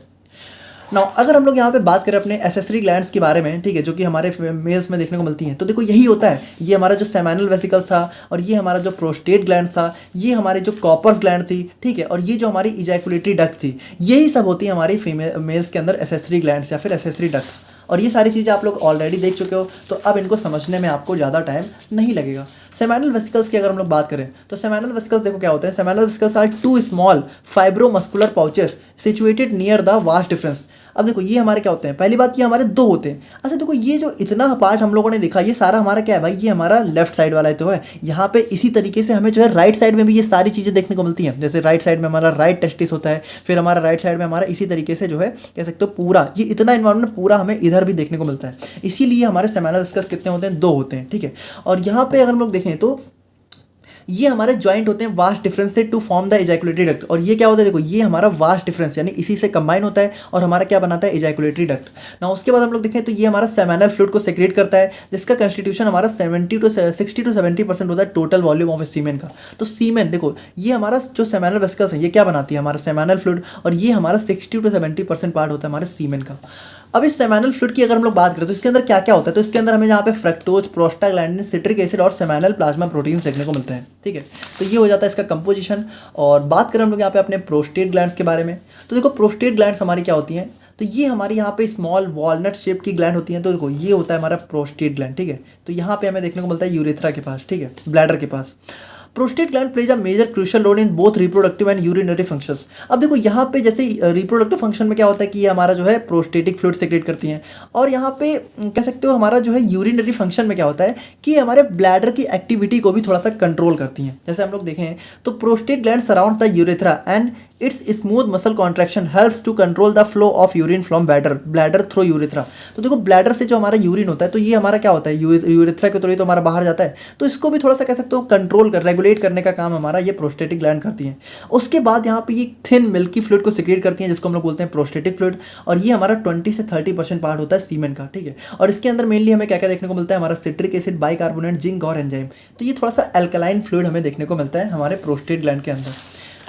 और फाइनली बात करें हम लोग यहाँ पे अपने कॉपर्स ग्लैंड के बारे में, तो देखो कॉपर्स ग्लैंड क्या होती है, the Cowper's gland also known as bulbo urethral gland. अब देखो यहाँ पे इंपॉर्टेंट चीज़ है कि कॉपर्स ग्लैंड को हम लोग यहाँ पे बल्बो यूरेथ्रल ग्लैंड के नाम से भी जानते हैं, और ये हमारी दो स्मॉल ग्लैंड होती हैं जो कि हमारे लोकेटेड होती है near the base of penis. तो पेनिस का जो बेस होता है, बेस इसके पास में हमें देखने को मिलती है जस्ट बिलो प्रोस्टेट ग्लैंड। तो यहाँ पे देखो प्रोस्टेट ग्लैंड के जस्ट नीचे हमें ये देखने को मिलती है, ठीक है। और it helps to lubricate the urethra and tip of penis which can reduce the friction during intercourse. तो यहाँ पे देखो ये क्या करती है, ये हमारी यूरेथ्रा को और पेनिस की जो टिप होती है, देखो ये जो पेनिस का टिप होता है ना, इसको ल्यूब्रिकेट करने का काम भी हमारा ये कॉपर्स ग्लैंड होती है जो कि इंटरकोर्स में हमारा हेल्प करता है। और फाइनली बात करें अपने कुछ इजैकुलेटरी डक्ट्स के बारे में, तो देखो ये कुछ नहीं है, यही तो है इजैकुलेटरी डक्ट्स, मतलब जिसके अंदर हमें हमारा स्पर्म एंड सेमिनल फ्लूइड देखने को मिलता है। तो वही चीज़ है कि इसके अंदर हमें क्या क्या देखने को मिलता है, इसके अंदर हमारा sperm from wash difference and seminal fluid from seminal vesicle, यही दोनों चीज़ें हमें देखने को मिलती हैं जो कि यहाँ पे क्या करता है, यूरेथ्रा में इन दोनों को ट्रांसपोर्ट करने का काम करता है। तो ये था हमारा सिंपल सा यहाँ पे मेल रिप्रोडक्टिव सिस्टम का हमारा इंटरनल जेनिटल ऑर्गन्स। और अब हम लोग यहाँ पे बात करते हैं अपने एक्सटर्नल जेनिटल ऑर्गन्स के बारे में। तो देखो एक्सटर्नल जेनिटल में हमारा मेनली क्या होता है भाई, मेनली सिंपली हमारा पेनिस देखने को मिलता है, ठीक है। तो जो हमारा पेनिस होता है वो हमारा एक्सटर्नल जेनिटल ऑर्गन होता है मेल का। तो एक्सटर्नल का मतलब वही चीज़ है कि जो हमें बाहर देखने को मिलता है, ठीक है, मतलब ये बाहर से शो होते हैं। तो पेनिस हमें क्या होता है भाई, पेनिस हमें बाहर से देखने को मिलता है। तो ये हमारा एक कॉम्प्लेक्स ऑर्गन होता है जो कि हमारा रिप्रोडक्टिव एंड यूरिनरी, बहुत इंपॉर्टेंट चीज़ है कि ये हमारा रिप्रोडक्शन में भी हेल्प करता है, क्योंकि ये हमारा क्या करता है भाई, हमारे कह सकते हो स्पर्म को फीमेल बॉडी के अंदर ले जाने का काम यही करता है ना, उसको फीमेल बॉडी तक पहुंचाने का काम। उसके बाद यूरिन डिस्चार्ज, तो यूरिन डिस्चार्ज भी यहाँ पे मेल्स जो है पेनिस के थ्रू ही करते हैं। अब अगर हम लोग यहाँ पे इसके कुछ पार्ट की बात करें तो इसके जैसे हमारा शाफ्ट, तो यहाँ पे देखो ये जो पूरा इसका लॉन्ग सिलेंड्रिकल पार्ट होता है इसको हम लोग बोलते हैं शाफ्ट, ठीक है। फिर हमारा ग्लैंड पेनिस आ जाता है, तो ग्लैंड पेनिस देखो ये जो इसके टिप वाला पार्ट होता है, ये वाला, ये हम लोग बोलते हैं इसको ग्लैंड पेनिस। फिर हमारा आ जाता है यूरेथ्रा, तो देखो ये यूरेथ्रा, ये जो पाइप आप लोगों को दिख रही है जो कि हमारा कह सकते हो हमारे ब्लैडर से होते हुए आ रही है, ठीक है, इसी को हम लोग बोलते हैं यूरेथ्रा। और इसी के थ्रू हमारा क्या होता है, हमारा यूरिन का डिस्चार्ज होता है। और फिर हमारा सबसे इंपॉर्टेंट चीज़ जो आ जाती है वो आ जाती है हमारी कॉर्पोरा कार्वेनोसा एंड कॉर्पस स्पॉन्जियोनोसम। देखो सबसे पहले हम लोग इसको देख रहे हैं डिटेल में, बट अगर हम लोग यहाँ पे देखें तो ये दोनों क्या होते हैं, ये दोनों हमारे होते हैं पेनिस के अंदर यहाँ पे इरेक्टाइल टिश्यूज। इरेक्टाइल टिश्यूज का मतलब वो टिश्यूज जो कि इसको इरेक्ट होने में हेल्प करते हैं, यानी ये जो पेनिस का जो इरेक्शन होता है, ठीक है, मतलब जो पेनिस का एनलार्जमेंट होता है सेक्सुअल इंटरकोर्स के टाइम, जब मेल्स के अंदर यहाँ पे सेक्सुअल एक्साइटमेंट होती है तो पेनिस के अंदर जो इरेक्शन होता है उसको करवाने में हमारा यही दोनों हेल्प करते हैं, कॉर्पोरा कार्वेनोसा एंड कॉर्पस स्पॉन्जियोनोसम। तो अगर हम लोग देखें तो जो कॉर्पोरा कार्वेनोसम होता है ये हमारे पेनिस के फ्रंट वाले रीजन में देखने को मिलता है, ठीक है, एंटीरियर रीजन में। और जो हमारा कॉर्पस स्पॉन्जियोनोसम है ये हमारा पोस्टीरियर पार्ट में होता है। अगर हम लोग यहाँ पे इसको डिटेल में देखें, मतलब इसके अंदर से हम लोग अगर इसको डिटेल में देखें तो ये हमारा कुछ इस तरीके से होता है। देखो कॉर्पोरा कार्वेनोसा में क्या होता है, हमारी यहाँ पे बहुत सारी ब्लड वेसल्स देखने को मिलती हैं। और कॉर्पस स्पॉन्जियोनोसम में क्या होता है, इसके सेंटर में हमें यूरेथ्रा देखने को मिलता है। देखो ये हमारा यूरेथ्रा हो गया जहाँ से यूरिन डिस्चार्ज होता है, और इसके साइड साइड में हमें ब्लड वेसल्स देखने को मिलती हैं। तो देखो इरेक्शन कैसे होता है, मतलब पेनिस कैसे इरेक्ट होता है सेक्सुअल इंटरकोर्स के टाइम, या फिर कह सकते हो जब भी मेल्स के अंदर सेक्सुअल एक्साइटमेंट होती है तो वो ऐसे इरेक्ट होता है। तो ये देखो ये जो ब्लड वेसल्स दिख रहे हैं ना, इन ब्लड वेसल्स के अंदर क्या होता है, ब्लड सप्लाई बढ़ जाती है। तो जब ब्लड सप्लाई बढ़ती है तो क्या होता है भाई, ब्लड वेसल्स थोड़ा सा डायलेट हो जाती हैं, और जब ये डायलेट हो जाती हैं तो क्या होता है, पेनिस का साइज यहाँ पे बढ़ जाता है, वो इरेक्ट हो जाते हैं, ठीक है। तो वो थोड़ा सा इरेक्शन मतलब पेनिस के अंदर देखने को मिलने लग जाता है। तो ये देखो यही होते हैं हमारे कॉर्पोरा कवर्नोसा जो कि हमारे दो होते हैं, और कॉर्पस स्पॉन्जियोनोसम जो कि हमारा एक होता है, जो कि हमारा यूरेथ्रा को सराउंड कर रहे होता है। ठीक है। तो ये था हमारा यहाँ पे पेनिस। और बात करें हम लोग यहाँ पे अपने स्क्रॉटम के बारे में, तो स्क्रॉटम देखो सिंपल सा यही चीज़ है जो कि हमारे क्या करता है, हमारे कह सकते हो टेस्टिस को होल्ड करता है ना। तो ये जो टेस्टिस हमारे यहाँ पे ये जो पाउच होता है ना, जिसके अंदर हमारा टेस्टिस होता है, इसी को हम लोग बोलते हैं स्क्रॉटम। और देखो इसके बीच में हमें यहाँ पे एक कह सकते हो एक डिवाइडिंग भी देखने को मिलती है, ठीक है, जिसकी वजह से हमारा क्या होता है, टेस्टिस हमारे 2 कंपार्टमेंट डिवाइड होता है, इसको हम लोग बोलते हैं स्पुटम, सेप्टम, ठीक है, सेप्टम। तो यहाँ पे ये वाला जो पार्ट होता है सेप्टम, तो ये क्या करता है, दोनों हमारे टेस्टिस को अलग करने का काम करता है। और ये हमारा क्या करता है, सबसे इंपॉर्टेंट चीज़ 34 डिग्री सेल्सियस टेम्परेचर मेंटेन करता है। और ये हमारे प्रोटेक्टिव एनवायरनमेंट प्रोवाइड करता है फॉर टेस्टिकल्स, ठीक है। तो टेस्टिस को हमारे यहाँ प्रोटेक्शन भी यही करता है। अब अगर हम लोग यहाँ पे फाइनली बात करें अपने functions of male reproductive system के बारे में, तो यहाँ पे देखो हमारा सिंपल इसका क्या फंक्शन है भाई, जैसे स्पर्म का प्रोडक्शन होता है, टेस्टोस्टेरोन का प्रोडक्शन हो गया, ठीक है, उसके बाद स्पर्म का स्टोर और मैचुरेशन हो गया, उसके बाद यहाँ पे जो स्पर्म को फीमेल बॉडी के अंदर ले जाने का काम हो गया, उसके बाद यहाँ पे अगर हम लोग बात करें तो जो स्पर्मेटोजेनेसिस के लिए एक लोअर टेम्परेचर को मेंटेन करना हो गया, उसके बाद यहाँ पर यूरिन एक्सक्रीशन को यूरिन का डिस्चार्ज हो गया। ये सारी चीज़ें हमारा यहाँ पे मेल रिप्रोडक्टिव सिस्टम ही करता है। तो ये था हमारे यहाँ पे complete female and male reproductive system की anatomy and physiology. I hope कि आप लोग को बहुत अच्छे से समझ में आ गई होगी और इसमें आप लोग को कोई डाउट नहीं बचा होगा, ठीक है। तो अब हम लोग यहाँ पे बात करते हैं अपने नेक्स्ट क्वेश्चन के बारे में। तो अब बात करें हम लोग यहाँ पे अपने नेक्स्ट क्वेश्चन के बारे में, तो यहाँ पे देखो अपने सेकंड क्वेश्चन को हम लोग बाद में देखेंगे। सबसे पहले हम लोग देखते हैं अपने थर्ड क्वेश्चन को, जिसमें हम लोग यहाँ पे बहुत ही डिटेल में देखेंगे अपने मेंस्ट्रुअल साइकिल को along with their time period, ठीक है। तो अब हम लोग यहाँ पे बात करते हैं अपने मेंस्ट्रुअल साइकिल के बारे में। तो बात करें हम लोग यहाँ पे अपने मेंस्ट्रुअल साइकिल के बारे में, तो यहाँ पे देखो मेंस्ट्रुअल साइकिल क्या होता है। The menstrual cycle is a monthly process that prepares the female body for pregnancy. देखो यहाँ पे बहुत इंपॉर्टेंट चीज़ है ये वाला पॉइंट, कि यहाँ पे देखो ये जो मेंस्ट्रुअल साइकिल है ना, ये यहाँ पे सिर्फ और सिर्फ इसीलिए देखने को मिलती है क्योंकि यहाँ पे ये जो फीमेल बॉडी है ना, वो हमारी इस फीमेल बॉडी को तैयार करती है प्रेगनेंसी के लिए। अब इसका मतलब क्या है, इसका मतलब यहाँ पे ये है कि देखो जो हमारी फीमेल बॉडी है, ठीक है, वो यहाँ पे जब भी प्रेग्नेंट नहीं होती है, ठीक है, जब भी यहाँ पे उसके अंदर प्रेगनेंसी नहीं होती है, तभी यहाँ पे हमें मेंस्ट्रुअल साइकिल देखने को मिलती है। जब यहाँ पे फीमेल यहाँ पे प्रेग्नेंट हो जाती है, ठीक है, तो वो जो प्रेगनेंसी के 9 मंथ्स होते हैं उनमें हमें यहाँ पे किसी भी टाइप की मेंस्ट्रुअल साइकिल देखने को नहीं मिलती है। अब यहाँ पे ये क्यों होता है, ठीक है, तो कैसे होता है, वो सारी चीज़ें हम लोग काफ़ी डिटेल में देखेंगे। बाकी एक वर्ड में अगर आप लोग समझो तो ये जो मेंस्ट्रुअल साइकिल है ये हमारा सिर्फ और सिर्फ देखने को मिलता है हमारी जो एंडोमेट्रियम लेयर है। एंडोमेट्रियम क्या होती है, हमारी यूट्रस की जो इनर मोस्ट लेयर होती है, उसकी श्रेडिंग की वजह से हमें देखने को मिलता है। मतलब वो जब यहाँ पे क्या होता है कि जब उसको यहाँ पे कह सकते हो स्पर्म नहीं मिलता है, ठीक है, स्पर्म क्या हम लोग कह सकते हैं, जब स्पर्म और ओवम यहाँ पे फर्टिलाइजेशन नहीं करते हैं, ठीक है, बेसिकली यहाँ पे जब जाइगोट का फॉर्मेशन नहीं होता है, तो क्या होता है, ये जो हमारी एंडोमेट्रियम है ये हमारी श्रेड हो जाती है। और यही इसी श्रेडिंग की वजह से हमें यहाँ पे फीमेल्स के अंदर मेंस्ट्रुएशन साइकिल देखने को मिलती है, ठीक है। अगर हमारे ये जाइगोट बन जाए तो ये एंडोमेट्रियम यहाँ पे क्या करेगा, ये एंडोमेट्रियम यहाँ पे इसको नरिशमेंट प्रोवाइड करने का काम करने लगेगा और तब इसकी यहाँ पे श्रेडिंग नहीं होगी। लेकिन जब ये नहीं बनता है तो ये क्या होता है, ये एट लास्ट में हमारा श्रेड हो जाता है और इसी को हम लोग यहाँ पे बोलते हैं अपना मेंस्ट्रुअल साइकिल। और देखो यहाँ पे बहुत इंपॉर्टेंट चीज़ है कि ये जो हमारा एंडोमेट्रियम है ना, इसको कह सकते हो हमारा इसकी थिकनेस को जो मेंटेन करने का काम है वो हमारा कौन सा हार्मोन करता है, प्रोजेस्टेरॉन, ठीक है। तो अगर हम लोग बात करें तो जब मेंस्ट्रुअल साइकिल हमारी स्टार्ट हो जाती है, ठीक है, तो ये प्रोजेस्टेरॉन का लेवल बिल्कुल कम हो जाता है। और जब हमारी मेंस्ट्रुएशन साइकिल नहीं होती उसके जस्ट पहले हमारा प्रोजेस्टेरॉन का लेवल काफ़ी हाई देखने को मिलता है, क्योंकि ये हमारी क्या करता है, यही हमारी एंडोमेट्रियम को यहाँ पे काफ़ी थिक फॉर्म में कन्वर्ट करता है, जिसकी वजह से ये एंडोमेट्रियम को क्या करता है, प्रेगनेंसी के लिए तैयार करता है। और जब प्रेगनेंसी नहीं होती है तो यही एंडोमेट्रियम यहाँ पे झड़ जाती है, शेड हो जाती है ना, और यहाँ पे हमें ब्लीडिंग यहाँ पे फीमेल्स के अंदर मेंस्ट्रुअल साइकिल के फॉर्म में देखने को मिलती है। अच्छा, यहाँ पे देखो एक और इंपॉर्टेंट चीज़ यहाँ पे क्या है कि जब यहाँ पे प्रेगनेंसी हो जाती है, ठीक है, तो यहाँ पे प्रोजेस्टेरॉन यहाँ पे कंटिन्यू इसको नरिशमेंट प्रोवाइड किया करता है। यानी कि प्रोजेस्टेरॉन देखो क्या होता है, अगर प्रेगनेंसी नहीं हुई तो ये प्रोजेस्टेरॉन बिल्कुल खत्म हो जाता है और एंडोमेट्रियम शेड हो जाता है। लेकिन अगर प्रेगनेंसी हो जाती है तो ये प्रोजेस्टेरॉन का लेवल हमारी फीमेल बॉडी में 9 मंथ तक कंटिन्यू मेंटेन रहता है, जो कि इस एंडोमेट्रियम को यहाँ पे स्टेबल बनाए रखने का काम करता है, ताकि ये शेड ना हो और मेंस्ट्रुएशन साइकिल वगैरह ना हो।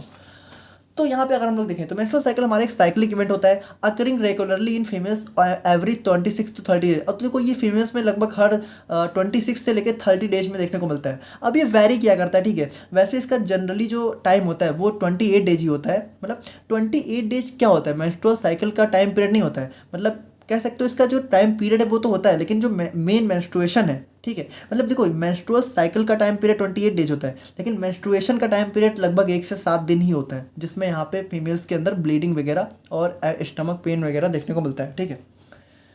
तो अगर हम लोग यहाँ पे बात करें तो through out the child bearing period, यानी कि ये देखो ये मेंस्ट्रुअल साइकिल यहाँ पे कब तक देखने को मिलती है, जब तक यहाँ पे एक फीमेल चाइल्ड को बियर करने की कैपेसिटी रखती है, मतलब जब तक यहाँ पे फीमेल प्रेग्नेंट होने की कैपेसिटी रखती है तब तक हमें ये मेंस्ट्रुअल साइकिल हमारे फीमेल्स के अंदर देखने को मिलती है। और जब ये हमारी खत्म हो जाती है इसका मतलब है कि यहाँ पे फीमेल्स अब जो है प्रेग्नेंट नहीं हो सकती हैं, वो यहाँ पे अपने अंदर चाइल्ड को एकोमोडेट नहीं कर सकती हैं, ठीक है। नाउ अगर हम लोग यहाँ पे बात करें तो it starts at the age of 12 to 15 years which marks the onset of puberty. और यहाँ पे देखो फीमेल्स के अंदर ये 12 से 15 साल के बीच में देखने को मिलती है, मतलब वहाँ से स्टार्ट हो जाती है, ठीक है। और ये क्या होता है, ये हमारा एक कह सकते हो ऑनसेट होता है कि यहाँ पे फीमेल्स के अंदर प्यूबर्टी स्टार्ट हो चुकी है। अब जो फर्स्ट मेंस्ट्रुअल साइकिल होता है फीमेल्स के अंदर उसको हम लोग बोलते हैं मीनार्क, और जो लास्ट मेंस्ट्रुअल साइकिल होता है मतलब जिसके बाद यहाँ पे मेंस्ट्रुअल साइकिल आना खत्म हो जाता है उसको हम लोग बोलते हैं मीनोपॉज। देखो सिंपल है, मीनोपॉज मतलब यहाँ पे हमारा मेंस्ट्रुअल साइकिल पॉज हो चुका है, ठीक है। और फेजेज ऑफ मेंस्ट्रुअल साइकिल की हम लोग बात करें तो मेंस्ट्रुअल साइकिल के अंदर हमें यहाँ पे 4 फेज देखने को मिलते हैं। पहला हो जाता है मेंस्ट्रुअल फेज, दूसरा हो जाता है फॉलिकुलर फेज, थर्ड हो जाता है ओव्यूलेटरी फेज और फोर्थ हो जाता है ल्यूटियल फेज। तो यहाँ पे देखो हम लोग अगर थोड़ा सा देखें तो हम लोग इसको थोड़ा सा ऐसे बना के चलते हैं, ठीक है। देखो ये हो गया सेंटर में हमारा 14 डे, ठीक है। ये हो गया हमारा 0 वाला डे और ये हो गया 28 डे, ठीक है। अब ये थोड़ा बहुत वेरी किया करता है बट हम लोग यहाँ पे जनरल वाला ही मान के चलेंगे, ठीक है। तो यहाँ पे आप लोग ध्यान से देखना चीज़ों को कैसे हो रही है।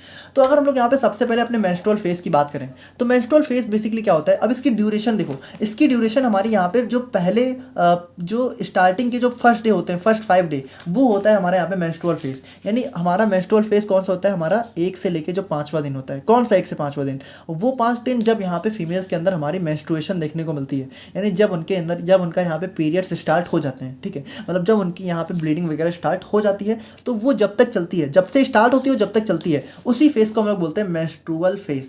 अब अगर हम लोग यहाँ पे इसके डिस्क्रिप्शन की बात करें कि मतलब इसके अंदर क्या क्या चीज़ें होती हैं, this phase marks the beginning of menstrual cycle, मतलब यहाँ से हमारी मेंस्ट्रुअल साइकिल स्टार्ट हो जाती है। Characterized by threading of uterine lining, तो वही चीज़ है ना कि यहाँ पे क्या होता है, हमारी यूट्राइन लाइनिंग यानी कि जो एंडोमेट्रियम है उसकी श्रेडिंग हो जाती है। If there is no pregnancy, और ये कब होगा, सबसे इंपॉर्टेंट चीज़, ये श्रेडिंग कब होगी, जब हमारा प्रेगनेंसी नहीं होगी। अगर प्रेगनेंसी हो रही है तो कोई मेंस्ट्रुअल साइकिल होगी ही, तो ये सारी चीज़ें होंगी ही नहीं।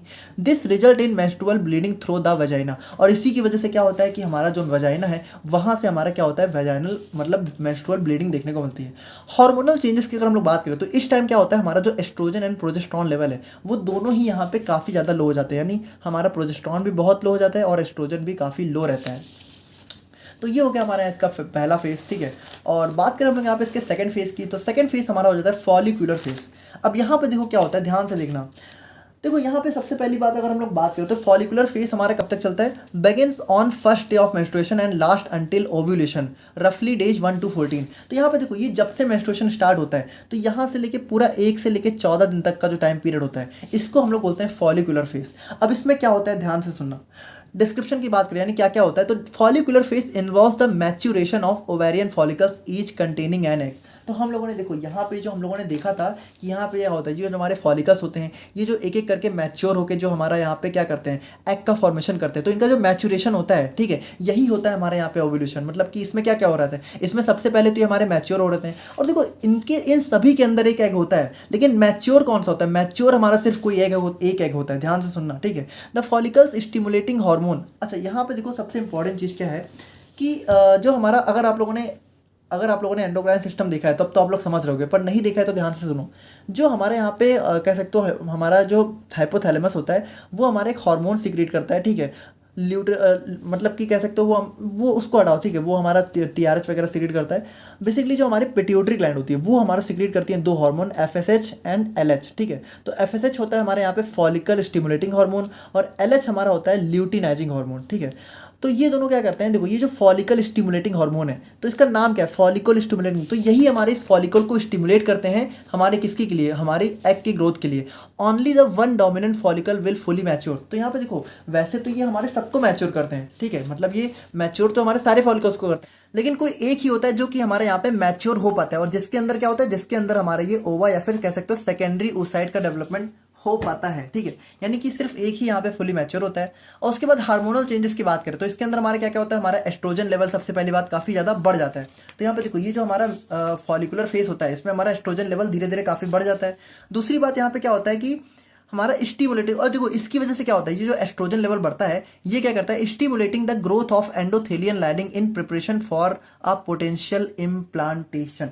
और देखो ये क्या करता है बेसिकली, अगर हम लोग बात करें तो ये जो हमारा एस्ट्रोजन लेवल बढ़ा है ये क्या करता है, जो हमारा यूट्रस है ना, ठीक है, तो यूट्रस जो हमारा बेसिकली यूट्रस होता है, ठीक है, यूट्रस जो हमारा होता है, तो ये यूट्रस को क्या करता है, यूट्रस को हमारा प्रिपेयर करने लगता है, हमारी इसकी लाइनिंग को प्रिपेयर करता है कि अगर हमारा कोई भी इम्प्लांटेशन हो, पोटेंशियल इम्प्लांटेशन मतलब अगर इम्प्लांटेशन हो तो उसकी लाइनिंग को यहाँ पे कह सकते हो ये हमारा ग्रोथ कराने का काम करता है, ठीक है। अब ऑल्दो यहाँ पे ये हर बार नहीं होता है डेफिनेटली, ठीक है, और इसी की वजह से हमारे यहाँ पे कह सकते हो हमारा मेंस्ट्रुएशनल साइकिल देखने को मिलता है। अब ओव्यूलेटरी फेज की बात करें तो ओव्यूलेटरी फेज में देखो क्या होता है, इसकी ड्यूरेशन हमारे यहाँ पे अराउंड जो है डे 14। तो यहाँ पे ध्यान से देखना, ये जो हमारा डे 14 होता है, तो यहाँ पे देखो इससे 1-2 दिन आगे पीछे हो सकता है, लेकिन जनरली हमें यहाँ पे इस डे 14 मतलब इसी 14वें दिन पे ही हमें यहाँ पे ओव्यूलेशन देखने को मिलता है। तो ओव्यूलेशन देखो, ओव्यूलेशन का सिंपल सा मतलब ये है हमारा यहाँ पे इस एग का जो है रिलीज हो जाना, मतलब यहाँ पे देखो इन फॉलिकल से जब हमारा यहाँ पे ब्रेक होके जो हमारा एग रिलीज होता है ओवा, ठीक है, इसी को हम लोग बोलते हैं ओव्यूलेटरी फेज, ठीक है। Ovulation is the release of mature egg, और देखो ये क्या होता है भाई, ये हमारा मैच्योर एग होता है, सिंपल सी बात है। Ovulation is the release of mature egg from the dominant follicle in the ovary, और यहाँ पे ये किससे रिलीज होता है, जो हमारे डोमिनेंट फॉलिकल होता है उसी से रिलीज होता है, ठीक है। Both LH and FSH attain a peak level in the middle of cycle about 14 days, और यहाँ पे देखो क्या होता है, ये जो 14 डेज है ना, तो यहाँ पे जो हमारा LH एंड FSH है ना, ये जो हमारे ल्यूटिनाइजिंग हार्मोन है एंड फॉलिकल स्टिमुलेटिंग हार्मोन है, ये दोनों ना एक बहुत पीक अटेन कर लेते हैं, मतलब यहाँ पे ये बिल्कुल सबसे हाईएस्ट लेवल पे होते हैं, और इस चीज को हम लोग बोलते हैं LH एंड FSH सर्ज, ठीक है, LH सर्ज बोलते हैं इस चीज को, ठीक है, मतलब अचानक से इनका लेवल काफी ज्यादा बढ़ जाना। The egg then travels down the fallopian tube where it may be fertilized by sperm, और उसके बाद देखो क्या होता है, यहाँ पे देखो ये जो हमारा एग बनता है यहाँ पे, तो एग क्या होता है इसी हमारे फैलोपियन ट्यूब में आ जाता है, और यहाँ पे क्या होता है कि जो हमारा स्पर्म है, अगर स्पर्म आता है, वैसे तो जनरली हर बार आता नहीं है, लेकिन अगर बाय द वे आता है तो ये जो उसका फर्टिलाइजेशन है वो हमारा इसी फैलोपियन ट्यूब में होता है, इसी फैलोपियन ट्यूब में, ठीक है। और हार्मोनल चेंजेस की बात करें तो यहाँ पे क्या होता है, a surge in luteinising hormone, surge का मतलब वही कि हमारा ल्यूटिनाइजिंग हार्मोन में एक जो है अचानक से काफी ग्रोथ देखने को मिलती है, या फिर काफी इसका लेवल बढ़ जाता है, ट्रिगर्स द ओव्यूलेशन, और इसी की वजह से ये जो ल्यूटिनाइजिंग हार्मोन है यही हमारा ओव्यूलेशन में जो है एक मेजर रोल प्ले करता है। यहाँ पे हमारा एस्ट्रोजन लेवल जो है काफी पीक पे होता है जस्ट बिफोर दिस सर्ज, और यहाँ पे इस सर्ज से जस्ट पहले, मतलब यहाँ से जस्ट पहले हमारा एस्ट्रोजन लेवल काफी पीक पे होता है, ठीक है। तो ये हो गया हमारा ओव्यूलेटरी फेज, और फाइनली हम लोग बात करें अपने ल्यूटियल फेज के बारे में। तो ल्यूटियल फेज में बेसिकली क्या होता है, अब देखो ये हमारा चलता है लगभग जो है 15 से 28 दिनों तक, और इसमें देखो क्या क्या होता है, after the ovulation the ruptured follicles, अब देखो वही चीज है ना, हम लोगों ने जो देखा था, जो हमारे रप्चर्ड फॉलिकल्स थे, ये जो हमारा रप्चर फॉलिकल्स था ये हमारे किसमें ट्रांसफॉर्म हो जाते हैं, कॉर्पस ल्यूटियम में, मतलब सबसे पहले ये हमारा कॉर्पस हीमोरेजिम में कन्वर्ट होता है, और ये हमारा ड्राई होके मतलब सूख के हमारा कन्वर्ट हो जाता है कॉर्पस ल्यूटियम में, जो कि क्या करता है हमारा प्रोजेस्टेरॉन और कुछ अमाउंट में एस्ट्रोजन को भी सिक्रीट करता रहता है। This phase prepares the uterine lining for a possible implantation of a fertilized egg, और देखो ये क्या करता है भाई, ये जो हमारा कॉर्पस ल्यूटियम है ये रिलीज करता है प्रोजेस्टेरॉन, और ये प्रोजेस्टेरॉन क्या करता है, ये हमारे इस यूट्रस की लाइनिंग को काफी मजबूत बनाने लगता है, कि अगर हमारा बाय द वे अगर हमारा कह सकते हो अगर हमारा फर्टिलाइजेशन हो जाए, ठीक है, तो फर्टिलाइज होने के बाद अगर जायगोट बन गया तो ये जायगोट आके यहाँ पे अच्छे से इम्प्लांट हो सके, अच्छे से यहाँ पे इसकी डेवलपमेंट हो सके, तो उसके लिए हमारे यहाँ पे ये यूट्रस की लाइनिंग को प्रिपेयर करता है। हार्मोनल चेंजेस की बात करें तो यहाँ पे क्या क्या होता है, हमारा प्रोजेस्टेरॉन लेवल काफी ज्यादा बढ़ जाता है, क्योंकि हमारा क्या होता है भाई, हमारा जो देखो एक चीज समझो, प्रोजेस्टेरॉन हमारा जो है इसी 15 से 28 दिनों में ही रिलीज होता है ज्यादातर, ठीक है, इस 15 से 28 दिनों में, क्योंकि तभी तो हमारे यहाँ पे बनता है। देखो ये कब बनता है, ये कॉर्पस हीमोरेजियम कब बनता है, जब हमारा एग रिलीज होता है। एग कब रिलीज होता है, हमारे 14वें दिन, है ना, लगभग 14वें दिन, तो जब ये रिलीज होता है तभी ये हमारा बनता है कॉर्पस ल्यूटियम, और यही हमारा प्रोजेस्टेरॉन रिलीज करता है। तो 15 से 28 दिनों तक का जो टाइम पीरियड होता है वहां पे हमारा एग काफी जो हमारा प्रोजेस्टेरॉन है उसका लेवल काफी बढ़ जाता है। इफ प्रेगनेंसी डज नॉट, अगर कॉर्पस ल्यूटियम ब्रेक्स डाउन, तो अगर हमारी प्रेगनेंसी नहीं होती है तो ये कॉर्पस ल्यूटियम है ये फिर से हमारा ब्रेक हो जाता है, जिसकी वजह से क्या होता है हमारा leading to a decrease in progesterone level, और यहाँ पे हमारा प्रोजेस्टेरॉन लेवल भी काफी गिर जाता है अचानक से। और उसके बाद फाइनली क्या होता है, उसके बाद हमारा दोबारा से फेज 1 स्टार्ट हो जाता है, यानी हमारा मेंस्ट्रुअल फेज, जहां पे हमारा क्या होता है कि हमारी जो एंडोमेट्रियम लाइनिंग है वो भी यहाँ पे ब्रेक हो जाती है, और हमें यहाँ पे मेंस्ट्रुअल फेज देखने को मिलता है। अब देखो यहाँ पे एक बहुत इंपॉर्टेंट नॉलेज वाली बात है कि अगर मान लो, ठीक है,